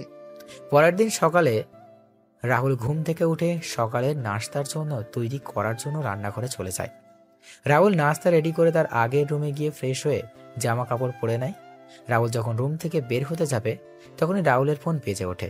রাহুল ফোন রিসিভ করে কিছু কথা শুনতে পায়। তখন রাহুল বলে, আচ্ছা আমি আসছি। রাহুল কোনো কথা না বলে বাসা থেকে গাড়ি নিয়ে বেরিয়ে পড়ে। এইদিকে জাহানারা বেগম ঘুম থেকে উঠে দেখতে পান নাস্তার টেবিল আগে থেকেই সাজানো। নাস্তা দেখে জাহানারা বেগম বুঝতে পারেন এটা রাহুলের কাজ। জাহানারা বেগম রাহুলকে পুরো বাসা খুঁজেও পেলেন না। জাহানারা বেগম তখন দেখতে পেলেন সদর দরজা খোলা। সিকিউরিটি গার্ডের থেকে জানতে পারেন রাহুল তাড়াহুড়ো করে বাসা থেকে একটি ব্যাগ নিয়ে বের হয়ে গেছে। জাহানারা বেগম এবং কিছু একটা চিন্তা করে দিশা রুমের দিকে এগিয়ে গিয়ে দেখতে পান দিশা রুমের দরজা খোলা আর দিশা ঘুমোচ্ছে। দিশা রুমে গিয়ে ঢুকতেই দেখতে পেলেন সোফায় বালিশ আর কথা পড়ে আছে। এবার জাহানারা বেগম দিশার কাছে গিয়ে দিশাকে ডাকতে থাকেন। তখন দিশা ঘুমন্ত কণ্ঠে বলে ওঠে, কি হয়েছে মা, এত সকাল সকাল ডাকছো কেন? রাহুল কোথায়? আর বালিশ কাঁথা সোফায় কেন? কি রে মা, কি হয়েছে তোর? দিশা মা, শান্ত হ। তুই বল আমাদের কি হয়েছে। দিশা কোনো কথা বলছে না, শুধু কান্না করে যাচ্ছে। দিশা একসময় চিৎকার দিয়ে নিচের চুল টেনে ধরে বসে পড়ে। দিশা তখন তার মা আর বাবার উদ্দেশ্য করে বলে, রাহুল কোথায়? রাহুল তো মিথিলার সাথে খুব সকালে বের হয়ে গেছে। মিথিলার সাথে বের হয়েছে মানে? হ্যাঁ, মিথিলার সাথে বের হয়ে গেছে। আচ্ছা রাহুল বাসায় আসুক, তারপর না হয় সব জানতে পারবো। এখন তোমরা আমার রুম থেকে বের হও, যাও, আমি একা থাকবো। জাহানারা বেগম আর আরিফ চৌধুরী বের হয়ে যান দিশার রুম থেকে। এইদিকে রাহুল নাস্তা এনে মিথিলা আর মিথিলার মাকে খেতে বলে, কিন্তু তারা খাবে না। রাহুলের জোরাজুরির কাছে হার মেনে নাস্তা খেতে হলো দুইজনকে। সারাদিন কেটে যায় এইভাবে। সন্ধ্যাবেলা মিথিলার বাবা মা আর মিথিলাকে তাদের বাড়িতে পৌঁছে দিয়ে রাহুল বাসায় চলে আসে। বাসায় এসে রাহুল যখন রুমে যাবে তখন আরিফ চৌধুরী রাহুলের সামনে এসে রাহুলের গায়ে ঠাস ঠাস করে থাপ্পড় বসিয়ে দিয়ে বলে ওঠেন, রাহুল, তোকে তো আমি নিজের ছেলের মতোই মনে করতাম, তাহলে তুই আমার মেয়ের জীবন নিয়ে এভাবে ছিনিমিনি খেললে কি করে? তোকে সবার থেকে আলাদা মনে করেছিলাম, কিন্তু তুইও বাকি ছেলেদের মতো বের হলি। ছোট আব্বু, কি বলছো এসব তুমি?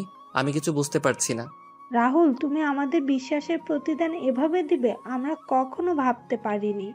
ছোট আব্বু, ছোট আম্মু, কি বলছো তোমরা? কথাগুলো বলে আমি ম্যাডামের দিকে তাকালাম। দেখলাম ম্যাডামের চোখগুলো ফুলে আছে।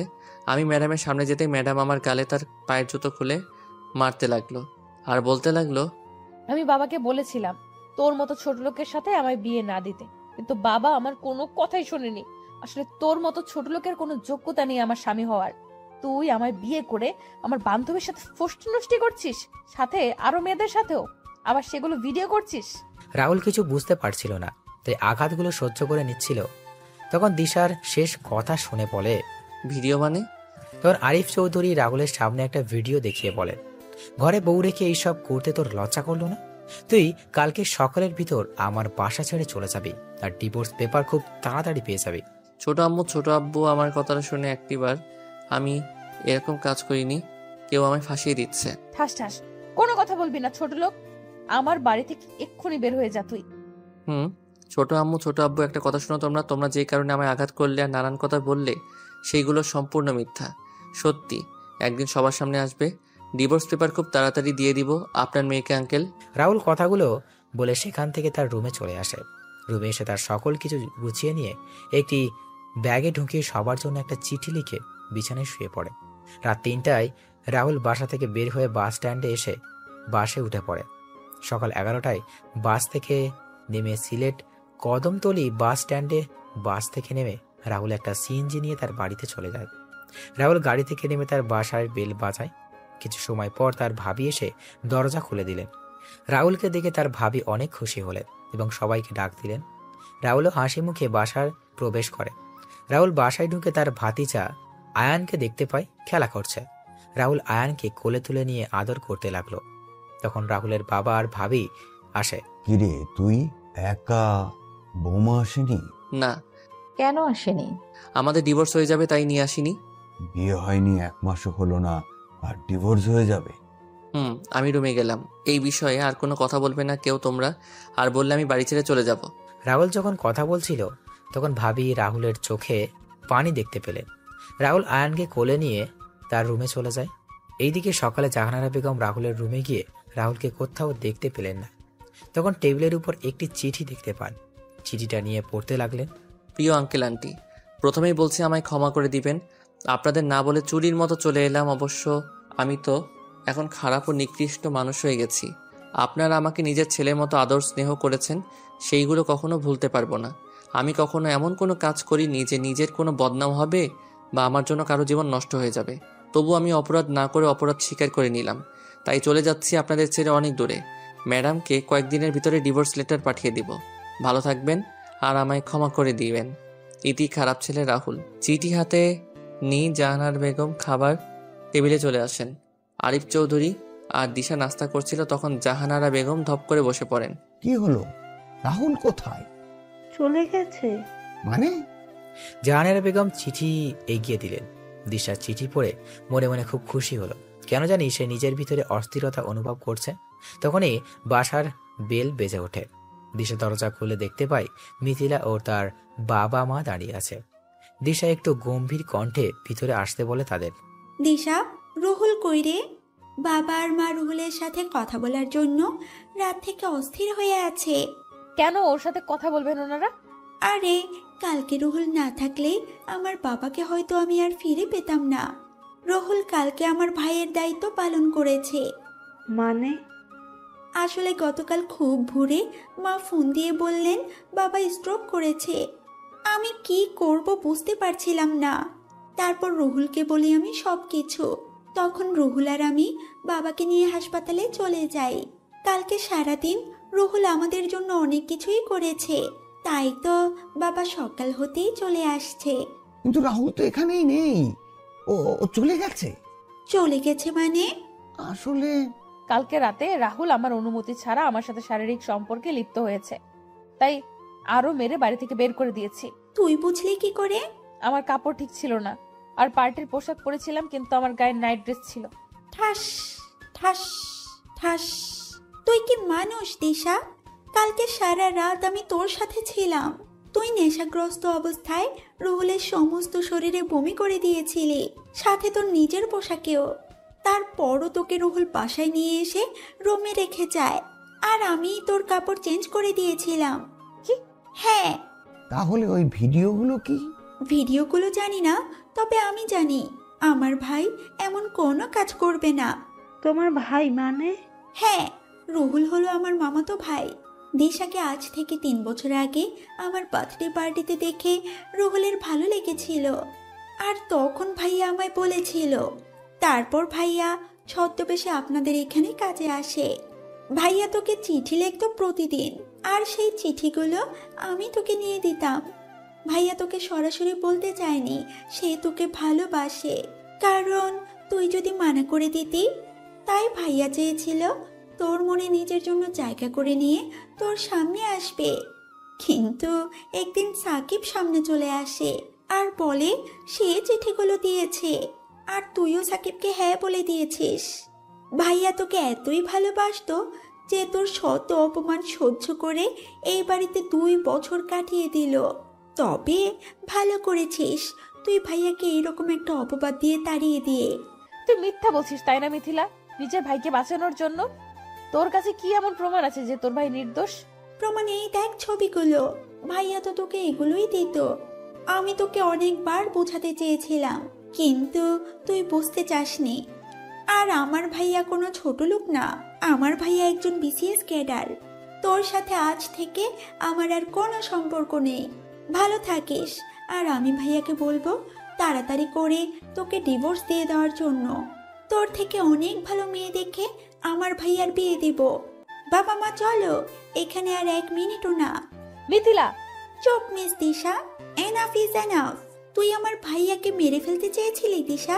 তুই এতটা অহংকারী হয়ে গিয়েছিলি, যার জন্য গুন্ডা পাঠিয়ে আমার ভাইয়াকে মারলি, আমার ভাইয়ার দুই হাতে জ্বলন্ত রড ঢুকিয়ে দিলি, সাথে বিষাক্ত বিষও দিয়েছিলি।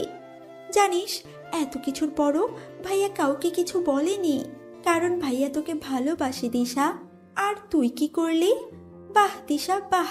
দিশা গুন্ডা দিয়ে মেরেছিল মানে? দিশা যখন জানতে পারলো রোহুল সাকিবের কথা আপনাকে বলেছে, সেটা শুনেই দিশা এমন একটা কাজ করে।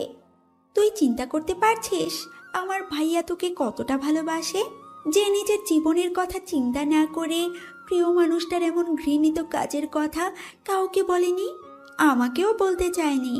কিন্তু আমি ভাইয়ার থেকে তার ভালোবাসার কসম দিয়ে কথাটা জানতে পেরেছি। মিথিলা কথাগুলো বলে সেখান থেকে চলে যায়। আরিফ চৌধুরী আর জাহানারা বেগম নিশ্চুপ হয়ে বসে আছেন। তারা রাহুলের সাথে কালকে যে ব্যবহারটা করেছেন, এরপর তারা আর কিছু বলবে কি করে? দিশা মিথিলার মুখে সব শুনে নিস্তব্ধ হয়ে যায়। দিশা তার রুমে চলে যায়। দিশা রুমে গিয়ে কি করবে বুঝতে পারছে না। দিশা রুমে গিয়ে চিঠিগুলো বের করে জ্বালিয়ে দিল। দিশার যেন কান্নার বেগ বাড়তে লাগলো। এদিকে রাহুল নিচে এসে খাওয়া দাওয়া করে আয়ানকে নিয়ে ছাদে চলে যায়। কিছুক্ষণ ভাবি এসে রাহুলের পাশে দাঁড়ান। তখন রাহুল বলে, ভাবি কিছু বলবে? তোর কি হয়েছে আমায় বল। তুই গেলি হাসি মুখে আর ফিরলি কালো মুখে। ভাবি, সবকিছু বললাম ভাবিকে। এখন কি করবি? ডিভোর্স হয়ে যাবে। রাহুলের ফোন বেজে ওঠে। রাহুল ফোন নিয়ে কিছুটা দূরে চলে যায়। কিছু সময় পর কথা বলে রাহুল তার ভাবির কাছে চলে আসে। তখন ভাবি বলেন, কে কল দিয়েছিল আর কোথায় যাবি? পুরনো কিছু আগাছা পরিষ্কার করতে। আগাছা পরিষ্কার করার সময় হয়ে গেছে। রাহুল তুই কিন্তু। ভাবি, তুমি তো সব জানোই, তাহলে আর কিছু বলবে না প্লিজ। কবে যাবি তুই? আজকে রাতেই যাব। আচ্ছা। রাতের বেলা রাহুল তার ভাবিকে বলে বেরিয়ে পড়ে তার কাছে। রাহুল পুরাতন জঙ্গলের ভিতরে বাড়িতে প্রবেশ করে তার গুপ্ত জায়গায় চলে যায়। সেখানে গিয়ে রাহুল সবার সাথে কথা বলে সবাইকে নিয়ে কিছু সময় পর রেডি হওয়ার জন্য বলে তার নিজের রুমে চলে যায়। রুমে গিয়ে ভাই আর মেয়ের ছবির দিকে তাকায় আর মা আর ভাইয়ের সাথে কাটানোর সময়গুলো মনে করে রাহুলের চোখ ভিজে ওঠে। রাহুল চোখের জল মুছে বলে ওঠে, মা, ভাইয়া, তোমাদের খুনিদের আমি খোঁজ পেয়ে গেছি এবং খুব তাড়াতাড়ি শেষ করে দিব। আজকে একজনের জীবনের শেষ দিন হতে চলেছে। আমায় তোমরা আশীর্বাদ করো শুধু। রাহুল তার টিমের সবাইকে নিয়ে বেরিয়ে পড়ে একটা ফ্যাক্টরির উদ্দেশ্যে। ফ্যাক্টরিতে পৌঁছে কোনো কথা ছাড়াই গুলি করতে লাগে। মুহূর্তের মধ্যেই ফ্যাক্টরি পরিণত হয় শ্মশানে। রাহুল ফ্যাক্টরি থেকে কিছু কাগজ নিয়ে বের হয়ে যায় এবং বোমার ফ্যাক্টরি উড়িয়ে দিল। রাহুল সবাইকে চলে যেতে বলে। রাহুল চলে যায় তার বাড়িতে। রাহুল বাড়িতে গিয়ে ফ্রেশ হয়ে এসে ঘুমিয়ে পড়ে। পরদিন সকালে নিউজে বলছে কয়েকদিন আগের সর্দারের পোস্টারে তাহলে সত্যি হলো। সর্দার তার আগমনের চিহ্ন দিয়ে দিয়েছে। কালকে রাতে একটা পরিত্যক্ত ফ্যাক্টরিতে তৈরি হওয়া বিষাক্ত কেমিক্যালের মেশিন ও সকল লোকেদের হত্যা করা হয়েছে। সর্দারের next target mafia king Tony ভাই। পরের দিন সকালে রাহুলের ঘুম থেকে উঠে নাস্তা করে বের হয় গ্রামের দিকে। রাহুল তার বাজারে চলে যায়। সেখানে গিয়ে দেখতে পায় তার সব বন্ধুরা বসে আড্ডা দিচ্ছে। রাহুলও তাদের সাথে আড্ডায় যোগ দিল। এদিকে দিশা সকালে ঘুম থেকে উঠে নাস্তা করে বের হয়ে যায় কলেজের উদ্দেশ্যে। কলেজে গিয়ে সবার সাথে আড্ডা দিয়ে বসে সবাই কথা বলছে, হাসাহাসি করছে। কিন্তু দিশা কেন জানি হাসতে ভুলে গিয়েছে। তার মনে হচ্ছে তার কাছ থেকে কিছু একটা হারিয়ে যাচ্ছে। সব মিলিয়ে দিশা সবকিছু বিরক্ত লাগছে। দিশা কোনো কথা না বলে বাসায় চলে আসে। বাসায় এসে নিজের রুমে গিয়ে বসে পড়ে। দিশা কি করবে বুঝতে পারছে না। এইভাবে কেটে যায় 10 দিন। এই 10 দিনে দিশা বুঝতে পেরেছে রাহুল তার সাথে মিশে গেছে। দিশা রাহুলকে ছাড়া থাকতে পারবে না। দিশা প্রতি মুহূর্তে রাহুলকে মিস করছে। দিশা বুঝতে পারছে না কি করবে। আমার এমন কেন হচ্ছে? আমি তো রাহুলকে সহ্য করতে পারি না, তাহলে কেন রাহুলের কথা আমার বারবার মনে হচ্ছে? আচ্ছা, তাহলে আমি কি রাহুলকে ভালোবেসে ফেললাম? হ্যাঁ, হয়তো আমি রাহুলকে ভালোবেসে ফেলেছি। দিশা ফ্রেশ হয়ে বাসা থেকে বের হতে যাবে, তখনই আরিফ চৌধুরী বললেন, কোথায় যাচ্ছ তুমি? বাবা, মিথিলার কাছে যাচ্ছি। কেন? বাবা, আমায় রাহুলের কাছে যেতে হবে। আমার এমন কাজের জন্য ক্ষমা চাইতে হবে। কেন, ছেলেটাকে আবার মারবি? না মা, নিজের কাজের জন্য ক্ষমা চাইবো। কিন্তু রাহুল তো ডিভোর্সের কাগজ পাঠিয়ে দিয়েছে। এই যে কাগজ। দিশা কাগজটা ভালো করে একবার দেখে কাগজটা ছিঁড়ে ফেলে দেয় আর বলে, আমি এই ডিভোর্স মানি না, আমি গেলাম। দিশা মিথিলার উদ্দেশ্যে বেরিয়ে পড়ে। দিশা মিথিলার বাসার সামনে এসে বেল বাজায়। কিছুক্ষণ পর মিথিলা এসে দরজা খুলে দিল। দিশা মিথিলার হাত ধরে বলে ওঠে, দোস্ত, তুই আমায় ক্ষমা করে দে। তুই আমায় রাহুলের কাছে নিয়ে চল প্লিজ। কেন, আর কিছু বাকি আছে যা তুই আমার ভাইয়ের সাথে করিসনি? না এখন প্রাণে মেরে ফেলবি? দোস্ত তুই এত নিষ্ঠুর হোস না, আমি তোর পায়ে পড়ি প্লিজ, তুই আমায় নিয়ে চল। আমি এই কয়দিনে বুঝতে পেরেছি রাহুল আমায় কতটা জুড়ে আছে। আমি পারবো না আমার ভাইকে আর কষ্ট পেতে দেখতে। এখন গিয়ে বন্ধুত্ব করবি, তারপর আবার আঘাত করবি। তার চেয়ে ভালো হবে তুই সরে দাঁড়া আমার ভাইয়ের জীবন থেকে। একটা ছেলে কতটা ভালোবাসলে নিজের আলিশান বাড়ি ছেড়ে তোদের বাসায় চাকরের কাজ করে। তোর ভালোবাসা লাগবে না আমার ভাইয়ের, যা তুই এখন। কি বলবো আমি বুঝতেই পারছি না। আমি পাথরের ন্যায় শক্ত হয়ে গেলাম। মিথিলা যখন আমার সামনে থেকে চলে যাবে তখন আমি মিথিলার পা জড়িয়ে ধরে কান্না করে বললাম, আমায় একটু দয়া কর তুই, আমি আমার ভুল বুঝতে পারছি, আমায় একটিবার ক্ষমা করে দে তুই, প্লিজ মিথিলা প্লিজ। মিথিলার বাবা মা এসে বলেন দিশাকে যেন রাহুলের কাছে নিয়ে যায়। মিথিলা দিশাকে তার পা থেকে তুলে বলে, এবারে কিন্তু তোর শেষ সুযোগ। এরপর আমার ভাইয়ের সাথে খারাপ ব্যবহার করলে তোর খবর আছে কিন্তু। তবে আমি জানি না ভাইয়া তোকে ক্ষমা করে দিবে কিনা। আজকে মামা কল দিয়েছিল, আজকে ভাইয়াকে দেখতে মেয়ে পক্ষ আসবে। হ্যাঁ কথা দিলাম, এমন কাজ আর কখনো করব না, কখনোই হব না আমি বেঁচে থাকতে। তাহলে চল। কালকে আমরা সবাই যাব, তুইও কালকে আঙ্কেল আন্টিকে নিয়ে আমাদের বাসায় চলে আসিস। আচ্ছা। দিশা খুশি মনে বাসায় চলে আসে, কিন্তু মিথিলার শেষের কথা শুনে তার কেমন জানি ভয় হতে লাগলো। এদিকে রাহুল বাসায় এসে খাওয়া দাওয়া শেষ করে রুমে চলে আসে। রাহুল তার ল্যাপটপে বসে কাজ করছিল, তখন রাহুলের ফোন বেজে ওঠে। রাহুল ফোন হাতে নিয়ে দেখতে পায় আননোন নাম্বার। রাহুল ল্যাপটপের সাথে ফোন কানেক্ট করে দেখতে পায় টনি ভাই নামে সেভ করা। রাহুল ফোন রিসিভ করে বলে, জেনে গেছিস তাহলে তোর ভাই আমার হাতে?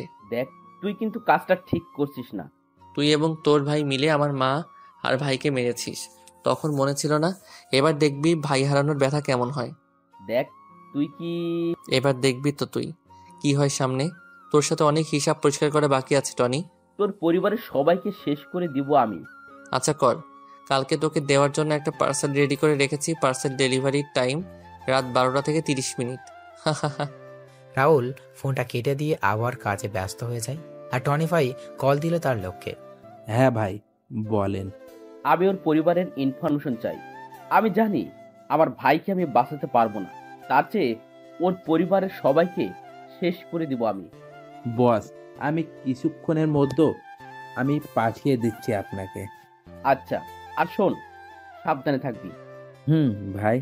ওই বস যখন ফোন রেখে বের হতে যাবে তখনই কয়েকজন এসে বসকে নিয়ে যায়। আর রাত 12টায় রুমের ভিতর থেকে বস চিৎকার করছে, কিন্তু কেউ শুনছে না। 12:10 রুমে প্রবেশ করে বহুরূপী ভয়ঙ্কর হায়না সর্দার বস তখন বলে, দেখো সর্দার, আমায় ক্ষমা করে দাও। তুমি চাইলে আমি টনির সকল ইনফরমেশন তোমার দিয়ে দিব, তবু আমার ছেড়ে দাও। আমার মা ও তোদের আমার ভাইকে ছেড়ে দিতে বলেছিল, কিন্তু তোরা ছেড়ে দিয়েছিলি কি? আমার অনেক বড় ভুল হয়েছে, আমার ক্ষমা করে দাও। ভালো থাকিস, আর ক্ষমা আমার ভাই আর আমার মায়ের কাছে গিয়ে চেয়ে নিবি। রাহুল কথাটা বলেই একটা কোপে শরীর থেকে মাথা আলাদা করে দিল। বসের প্রাণ পাখি উড়াল দিল ক্ষমা চাওয়ার উদ্দেশ্যে। এটা টনির ঠিকানায় ডেলিভারি দিয়ে আয়, ডেলিভারিতে যেন কোনো সমস্যা না হয়। রাহুল কথাটা বলে সেখান থেকে বের হয়ে যায়। রাহুল গাড়ির কাছে এসে তার ফোন বের করে কল দিল টনির নাম্বার। টনি পার্সেল রেডি করে দিয়ে আসলাম, কিছুক্ষণের মধ্যে ডেলিভারি পেয়ে যাবি, অপেক্ষা কর। তুই কিন্তু বুঝতে পারছিস না তুই কার সাথে পাঙ্গা নিছিস। আমি হলাম এই পুরো মাফিয়া ওয়ার্ল্ডের king. The place from which the Tigers stars moving becomes his own, so keep watching what happens next. Rahul কথা বলেই ফোন রেখে দিল। রাহুল বাসায় এসে ফোন হাতে নিয়ে তার পুরাতন সিম অ্যাক্টিভ করলো। তখন রাহুল দেখতে পায় দিশা, মিথিলা, আঙ্কেল আন্টির নাম্বার থেকে অনেক কল এসেছে। রাহুল অবাক হয়ে যায় দিশার নাম্বার থেকে কল আসা দেখে। হঠাৎ করে মেসেজের দিকে নজর পড়ে, তখন রাহুল দেখতে পায় দিশার নাম্বার থেকে 350+ মেসেজ এসেছে, যার সবকটি সরি সরি লেখা। রাহুল হালকা একটা হাসি দিয়ে পুরাতন সিম ডিঅ্যাক্টিভেট করে ঘুমিয়ে পড়ে। এইদিকে দিশার ঘুম আসছে না, কারণ কালকে কি হবে সেটা ভেবে। রাহুল যদি তাকে ফিরিয়ে দেয়, রাহুল যদি আবার বিয়ে করে নেয়, রাহুল যদি তার সাথে খারাপ ব্যবহার করে দেয়, এইসব চিন্তা করতে করতে দিশা ঘুমিয়ে পড়ে। পরের দিন দিশা খুব ভোরে ঘুম থেকে উঠে তার মা বাবাকে রেডি করিয়ে তাড়াতাড়ি করে মিথিলার বাসায় চলে যায়। তারপর সবাই মিলে রাহুলের গ্রামের বাড়ির উদ্দেশ্যে রওনা দিল। রাহুল ঘুম থেকে উঠে তার বাবার সাথে চলে যায় একটা কাজে। দুপুরবেলা বাবা ছেলে বাসায় ফিরে খাওয়া দাওয়া শেষ করে যে যার রুমে চলে যায়। রাহুল রুমে এসে ঘুমিয়ে পড়ে। বিকালবেলা বুকে ভারী কিছুর অনুভব রাহুলের ঘুম ভেঙে যায়। রাহুল চোখ খুলে সামনে তাকিয়ে চিৎকার করে বলে ওঠে, ভূত ভূত, দূর ভূত হবে না, পেতনি ভাবি, পেতনি বাঁচাও বাঁচাও। এই এই একদম চুপ। এই কি পেতনি দেখছি, আমায় চুপ করতে বলছে ভাবি বা ও ও ওই তোরে না চুপ করতে বলছি, কথা বলছিস কেন? ও ও ও সরি। হাত সরিয়ে নিলাম রাহুলের মুখ থেকে। জোরে জোরে শ্বাস নিয়ে বললাম, এই কে আপনি? আমার রুমে কি? আর ওই ডাকিনির বেশে কেন? কি বললি? আমি ডাইনি? মানে তাড়াতাড়ি করে আমি নিজের হাতে চিমটি কেটে ফেললাম। না, এটা তো সত্যি। আপনি এখানে কি করে, কি জন্য এসেছেন? রাহুল, আমি আমার কাজের জন্য সরি, প্লিজ আমায় ক্ষমা করে দাও। আমি না জেনে তোমার সাথে অনেক খারাপ ব্যবহার করেছি। আপনাকে এখানে নিয়ে আসছে কে? আমি তো আপনাকে ডিভোর্স লেটার দিয়ে দিয়েছি, তাহলে এখানে আসছেন কেন? আমি আসছি তোমার স্ত্রীর অধিকারে, আমি মানি না এসব ডিভোর্স। দেখুন, এসব না বলে সন্ধ্যা 6টার ট্রেন ধরে চলে যান আপনার বাসায়। আমি যাব না, আমি এখানে থাকার পারমিশন পেয়ে গেছি। কে দিয়েছে আপনাকে এখানে থাকার পারমিশন? আমার শ্বশুর মশাই দিয়েছেন। বাবা, ভালো হয়েছে আপনি থাকুন, আমি চলে যাব কালকে এখান থেকে। বাবা। রাহুল, এদিকে আয় বাবা। হ্যাঁ আঙ্কেল। আমাদের ক্ষমা করে দে বাবা, আমরা না বুঝে ওই দিন তোর সাথে বাজে ব্যবহার করেছি, তোর গায়ে হাত তুলেছি। আরে আঙ্কেল, আমি তেমন কিছু মনে করিনি। সত্যি বলছিস তো তুই? হ্যাঁ আন্টি। তাহলে আমাদের আন্টি আর আঙ্কেল বলছিস কেন? সরি ছোট আম্মু। ছোট আব্বু তোমাদের নিয়ে এলো কে? আমি ভাইয়া। তাই তো বলি, এই কাজ তোর মতো ফাজিলের দ্বারা সম্ভব। মাথা ফাটিয়ে দিব তোর। তোর করলে আমার ভাতিজা কেন? দে আমার কাছে তুই। বললেই হলো। হয়েছে দুজনের এবার। নিন, সবাই নাস্তা করেন এবার। আচ্ছা, আমি আসি, তোমরা বসে কথা বলো। কোথায় যাবি ভাইয়া? হু হু। বাজারে। বাজারে না, ডলির সাথে দেখা করতে। ফাজিলে একটা থাপ্পড় দিমু। ডলি তোর চেয়ে অনেক বড়। হঠাৎ করে আমার ফোনটা বেজে ওঠে। আমি বের করে দেখলাম ডলি কল। তাহলে সত্যি বললাম আমি? চুপ ফাজিল। মাত্র 3 বছরের বড়। হ্যালো ডনি, বলো। হ্যাঁ আসছি। মিথিলা, এই ডলি কে রে? ডলি হচ্ছে ভাইয়ার বান্ধবী। ডলি আপু ভাইয়াকে পছন্দ করে। ভাবি, ডলি আর রাহুল। ডলির সাথে রাহুলের বিয়ে ঠিক হয়েছে দিশা। ভাবি, কি বলছো কি তুমি? হ্যাঁ, রাহুল নিজেই সবকিছু ঠিক করেছে। কিন্তু রাহুল আর দিশার তো ডিভোর্স হয়নি। তাহলে আমি রাহুলকে বলেছিলাম, কিন্তু রাহুল বলল ডিভোর্স হয়ে গেছে, আর ডলিকে নিয়ে আজকে শপিং এ যাবে বলেছিল। আমি বেঁচে থাকতে রাহুলকে আমার থেকে কেউ কেড়ে নিতে পারবে না। এখন আর এসব বলে কি হবে? সময় মতো তো আর তার মূল্য দিতে পারিসনি। তার চেয়ে চল, বাসায় চল। না বলছি না, আমি এখানে থাকবো। আমি আমার অধিকার ছেড়ে কোথাও যাচ্ছি না। মারে, এখানে থেকে কোনো লাভ হবে কি তোর? শুধু শুধু কষ্ট পাবি। আমার ভালোবাসা, আমার স্বামীর অধিকার ফিরে পাওয়ার জন্য কষ্ট পেতে রাজি আছি। রাতে যখন রাহুল বাসায় ফেরে তখন দিশা দেখতে পাই রাজের হাতে শপিং ব্যাগ। রাজ দিশার দিকে তাকিয়েও না তাকানোর ভান করে রুমে চলে যায়। দিশা রাহুলের পেছন পেছন রুমে যায় আর বলে, কোথায় ছিলে আর হাতে ব্যাগ কিসের? যেখানে ইচ্ছা ছিলাম, তাতে আপনার কি? আপনাকে না বলেছিলাম আপনার বাসায় চলে যেতে? আমি আমার স্বামীর বাড়ি ছেড়ে কোথাও যাচ্ছি না। কে স্বামী? কিসের স্বামী? তুমি আমার স্বামী। ফালতু কথা বাদ দিয়ে এখান থেকে বের হয়ে যান, ভালোই ভালো বলছি। না, যাব না বলছি আমি। ঠাস ঠাস, আমার মুখের উপর কথা বলিস তুই? রাহুল, কোনো কথা না বলে রুম থেকে বের হয়ে যায় এখনই। দিশা কান্না করতে করতে রুম থেকে বের হয়ে ছাদে চলে যায়। দূর থেকে রিয়াজ চৌধুরী আর জাহানারা বেগম সবকিছু দেখছিলেন আর চোখের জল ফেলছিলেন। তখন রিয়াজ চৌধুরী বলেন, সবই কপাল, মেয়েটা ছেলেটাকে কম কষ্ট দেয়নি। এবার বুঝুক ভালোবাসার মানুষ কষ্ট দিলে কেমন লাগে। মেয়েটার জীবন এভাবে ধ্বংস হয়ে যাবে, আর আমরা মা বাবা হয়ে তা দেখে যাব?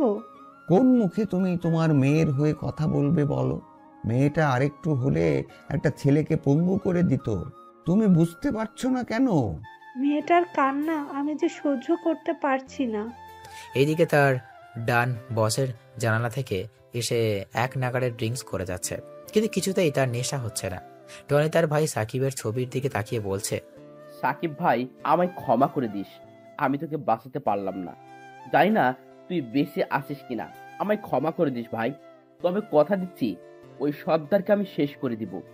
সাকিব চিৎকার করছে, কিন্তু তার চিৎকার দেওয়ালে আঘাত পেয়ে আবার ফিরে আসছে।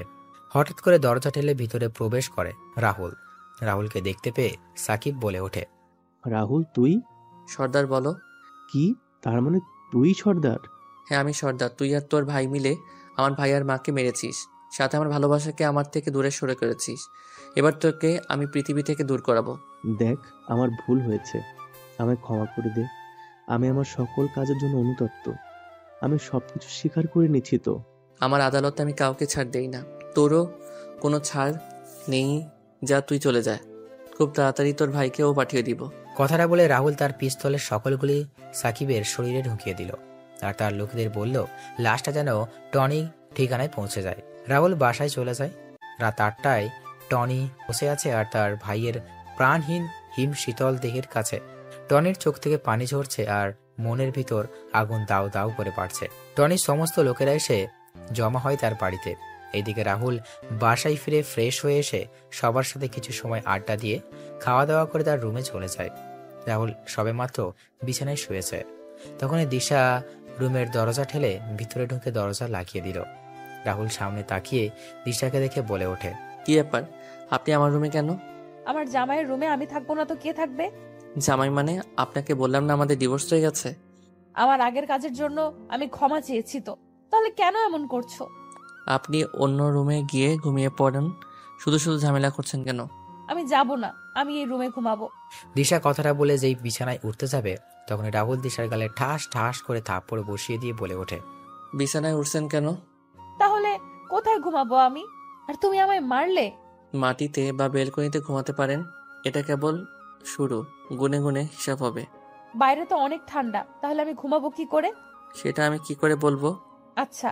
দিশা যখন বালিশ নিয়ে বেলকনিতে যাবে তখন রাহুল দিশাকে থামিয়ে দিয়ে বলে, থাক, আপনি বিছানায় ঘুমান, আমি সোফায় ঘুমাবো। আমি তো আর অমানুষ না। এক বিছানায় ঘুমালে কি হবে? ওই যে ছোট লোক মানুষ আমি। রাহুল সোফায় গিয়ে লাইট নিভিয়ে ঘুমিয়ে পড়ে আর দিশা তাকিয়ে আছে রাহুলের দিকে।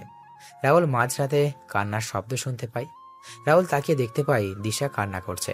তখন রাহুল বলে, আবার যদি কান্নার শব্দ আমার কানে আসে তাহলে লাত্তি দিয়ে রুম থেকে বের করে দিব, যত সব ন্যাকামো। দিশা কান্না বন্ধ করে শুয়ে পড়ে। পরের দিন সকালে রাহুল নাস্তা করে বের হয়ে যায় বাসা থেকে। দিশা ঘুম থেকে উঠে বিছানায় খুঁচিয়ে নিচে চলে যায়। নিচে গিয়ে ভাবিকে বলে, আচ্ছা ভাবি, মানুষ ভুল করলে ক্ষমা চাইলে তো তাকে ক্ষমা করে দেয়, তাহলে তোমার ছোট ভাই আমায় ক্ষমা করছে না কেন? জানিস দিশা, আমার যাকে বেশি ভালোবাসি তার উপরেই কিন্তু রাগ অভিমান করি। রাহুলেরও তেমন হয়েছে। আমি কি করব এখন? রাহুলের সাথে সবকিছু জোর করে করবি, যদি কি না করতে বলে সেটা করবি, সবসময় রোমান্টিক মুডে থাকবি। আচ্ছা।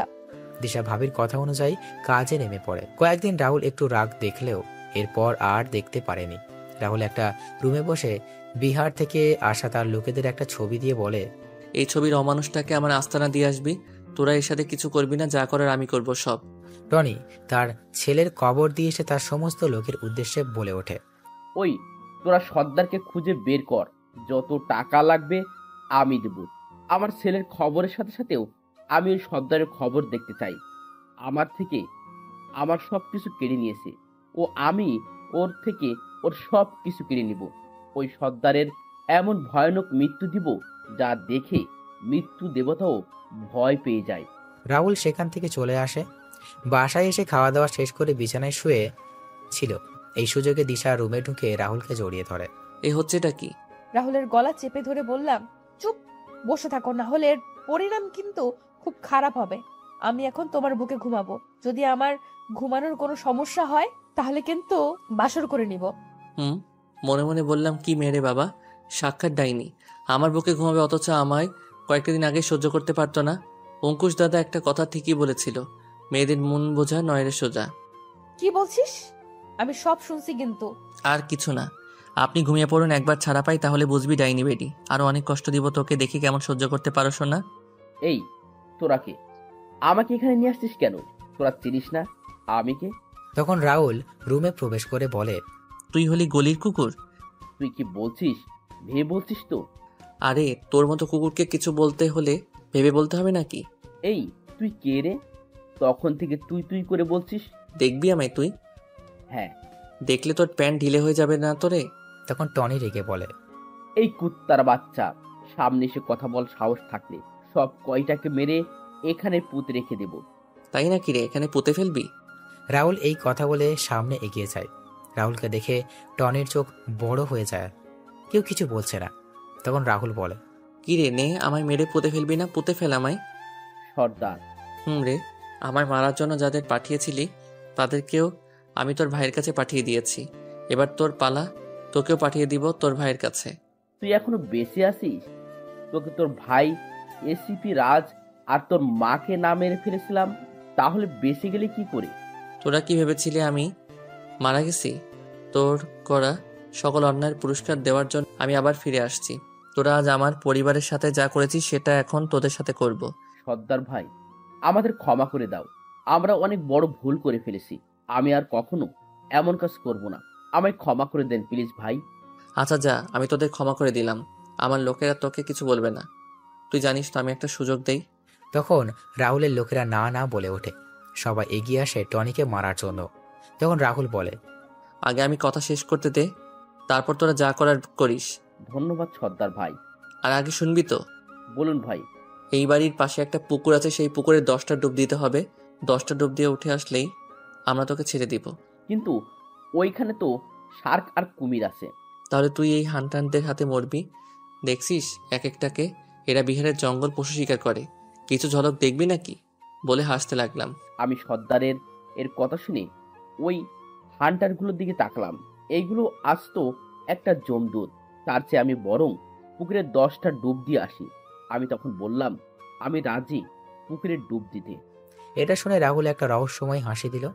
তখন রাহুল তার লোকের কানে কানে কিছু কথা বলে। রাহুলের কথা শুনে রাহুলের লোকের একটা হাসি দিয়ে টনিকে নিয়ে যায়।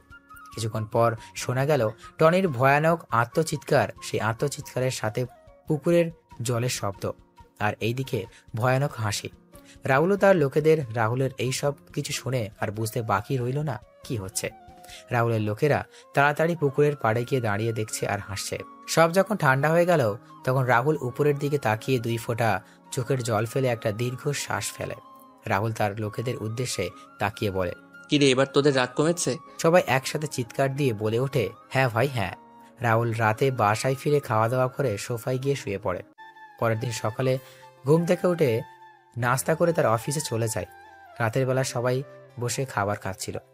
রাহুল দেখতে পায় দিশার পাশে জায়গা খালি। রাহুল সেখানে না বসে সোফায় বসতে যাচ্ছিল।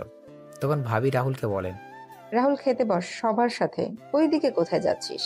ভাবি টিভি দেখবে তো, আর তুমি খাবারটা বেড়ে দাও, আমি এখানে বসে খেয়ে নিব। ভাবি তুমি বসো, আমি খাবার বেড়ে দিচ্ছি। ভাবি খাবারটা তুমি নিয়ে এসো, তুমি যদি নিয়ে আসতে না পারো তাহলে বাদ দাও। দিশা রাহুলের কথা শুনে খাবার বাড়তে গিয়েও বাড়ল না। ভাবি কোনো কথা না বলে খাবার নিয়ে রাহুলের কাছে দিয়ে আসেন। রাহুল খাবার খেয়ে তার রুমে চলে যায়।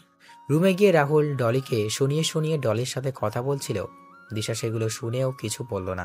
রাহুল কিছু সময় পর ঘুমিয়ে পড়ে। মাঝরাতে রাহুলের ঘুম ভেঙে যায়। রাহুল দেখতে পায় দিশা তার পায়ের কাছে পা জড়িয়ে ধরে ঘুমিয়ে আছে। দিশার এই অবস্থা দেখে রাহুলের কষ্ট হলেও রাহুল কিছু বলল না। এইভাবে দিন চলে যাচ্ছিল। রাহুল অফিস থেকে ফিরছিল, তখন তার ভাবি রাহুলকে তার সাথে বাসার বাইরে আসতে বলেন। রাহুল, কি শুরু করে দিচ্ছিস তুই? আর মেয়েটাকে কত কষ্ট দিবি? এখনো তো কিছুই করিনি। আমার সাথে কি কি করেছে তুমি জানো? এই, তাহলে তুই ওকে ভালোবাসতি? এটা তোর ভালোবাসার প্রমাণ। মেয়ে আজকে এখানে এসেছে 2 মাসের উপরে, তুই কি কম অত্যাচার করেছিস? মেয়েটার সাথে ভালো করে কথা বলেছিস? কিন্তু ভাবি, জানিস তো রাহুল, ক্ষমা করে দেয়া হচ্ছে মানুষের সবচেয়ে ভালো গুণ। আমি কি বলেছি তুই সেটা নিশ্চয়ই বুঝতে পারছিস। ভাবি। পরের দিন রাহুল ছাদে দাঁড়িয়ে আছে। তখন দিশা রাহুলের কাছে এসে বলে ওঠে, তাহলে সমস্ত খুনিদের মেরে ফেললে কি সুন্দর ছাদে বসে সিগারেট টানছো মনের সুখে, একেবারে ইনোসেন্ট ছেলে। আমি মেয়ের কণ্ঠ শুনে পিছনে তাকালাম, দেখলাম উক্ত কথাগুলো দিশা বলছে। আমি বললাম, মানে কি বলছেন কি? ইন্টারপোল অফিসার রাহুল আর সন্ত্রাসীদের আতঙ্কের নাম সর্দার মানুষটা যে তুমি, আমি সেটা জানতে পেরেছি। কি যাতা বলছেন? সত্যি বলছি আমি। কি প্রমাণ আছে আপনার কাছে? প্রমাণ দেখতে চান আপনি? কি প্রমাণ? প্রমাণ হলো আপনার এই ব্যাজ, আপনার এই আইডি কার্ড। এগুলো কোথায় পেলেন আপনি?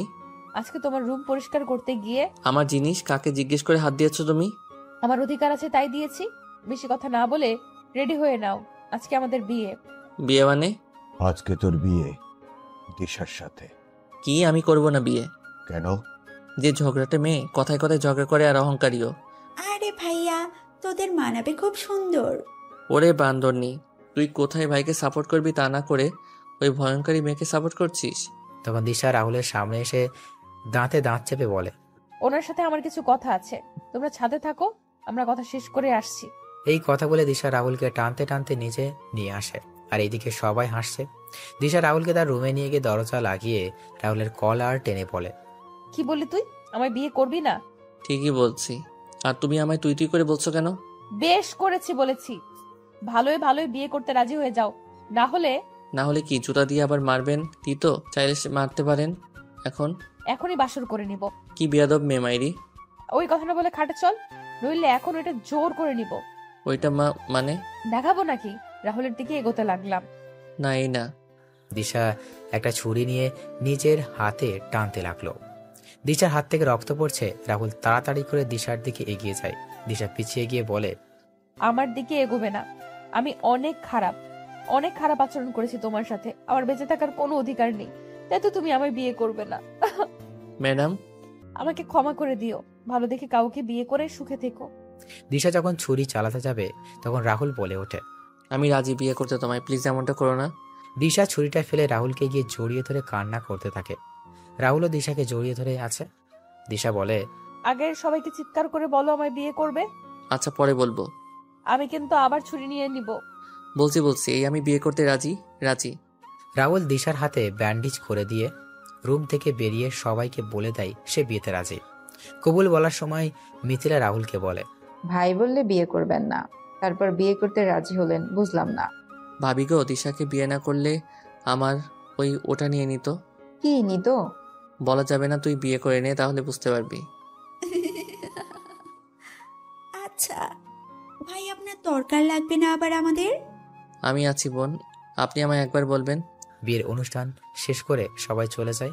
তখন ভাবি তার রুমে যাওয়ার সময় দেখতে পায় রাহুল দাঁড়িয়ে আছে মা আর তার ভাইয়ের ছবির সামনে। তখন ভাবি এসে রাহুলকে বলেন, কি রে ভাইয়া দাঁড়িয়ে আছিস যে?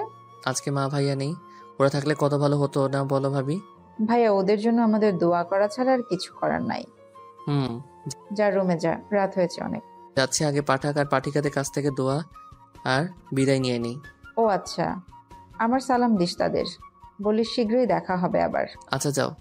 যাচ্ছি। তো পাঠক আর পাঠিকাগণ আমাদের জন্য দোয়া করবেন, আমাদের দাম্পত্য জীবন যেন সুখের হয়। জানি না ওই তিতা জুস আবার কি করে আমার সাথে, আপনারা আমার জন্য দোয়া করবেন। দেখা হবে আপনাদের সাথে নতুন কোনো গল্পে। সবাই দোয়া করবেন। সমাপ্ত। এই যে বন্ধুরা, গল্প শেষ করে কমেন্ট না করে চলে যাচ্ছ, এইটা কিন্তু ঠিক না। তাড়াতাড়ি কমেন্ট করো। আর যারা এখনো আমাদের চ্যানেলটি সাবস্ক্রাইব করো নাই, জলদি করে সাবস্ক্রাইব করে আমাদের চ্যানেলের একজন মেম্বার হয়ে যাও প্লিজ।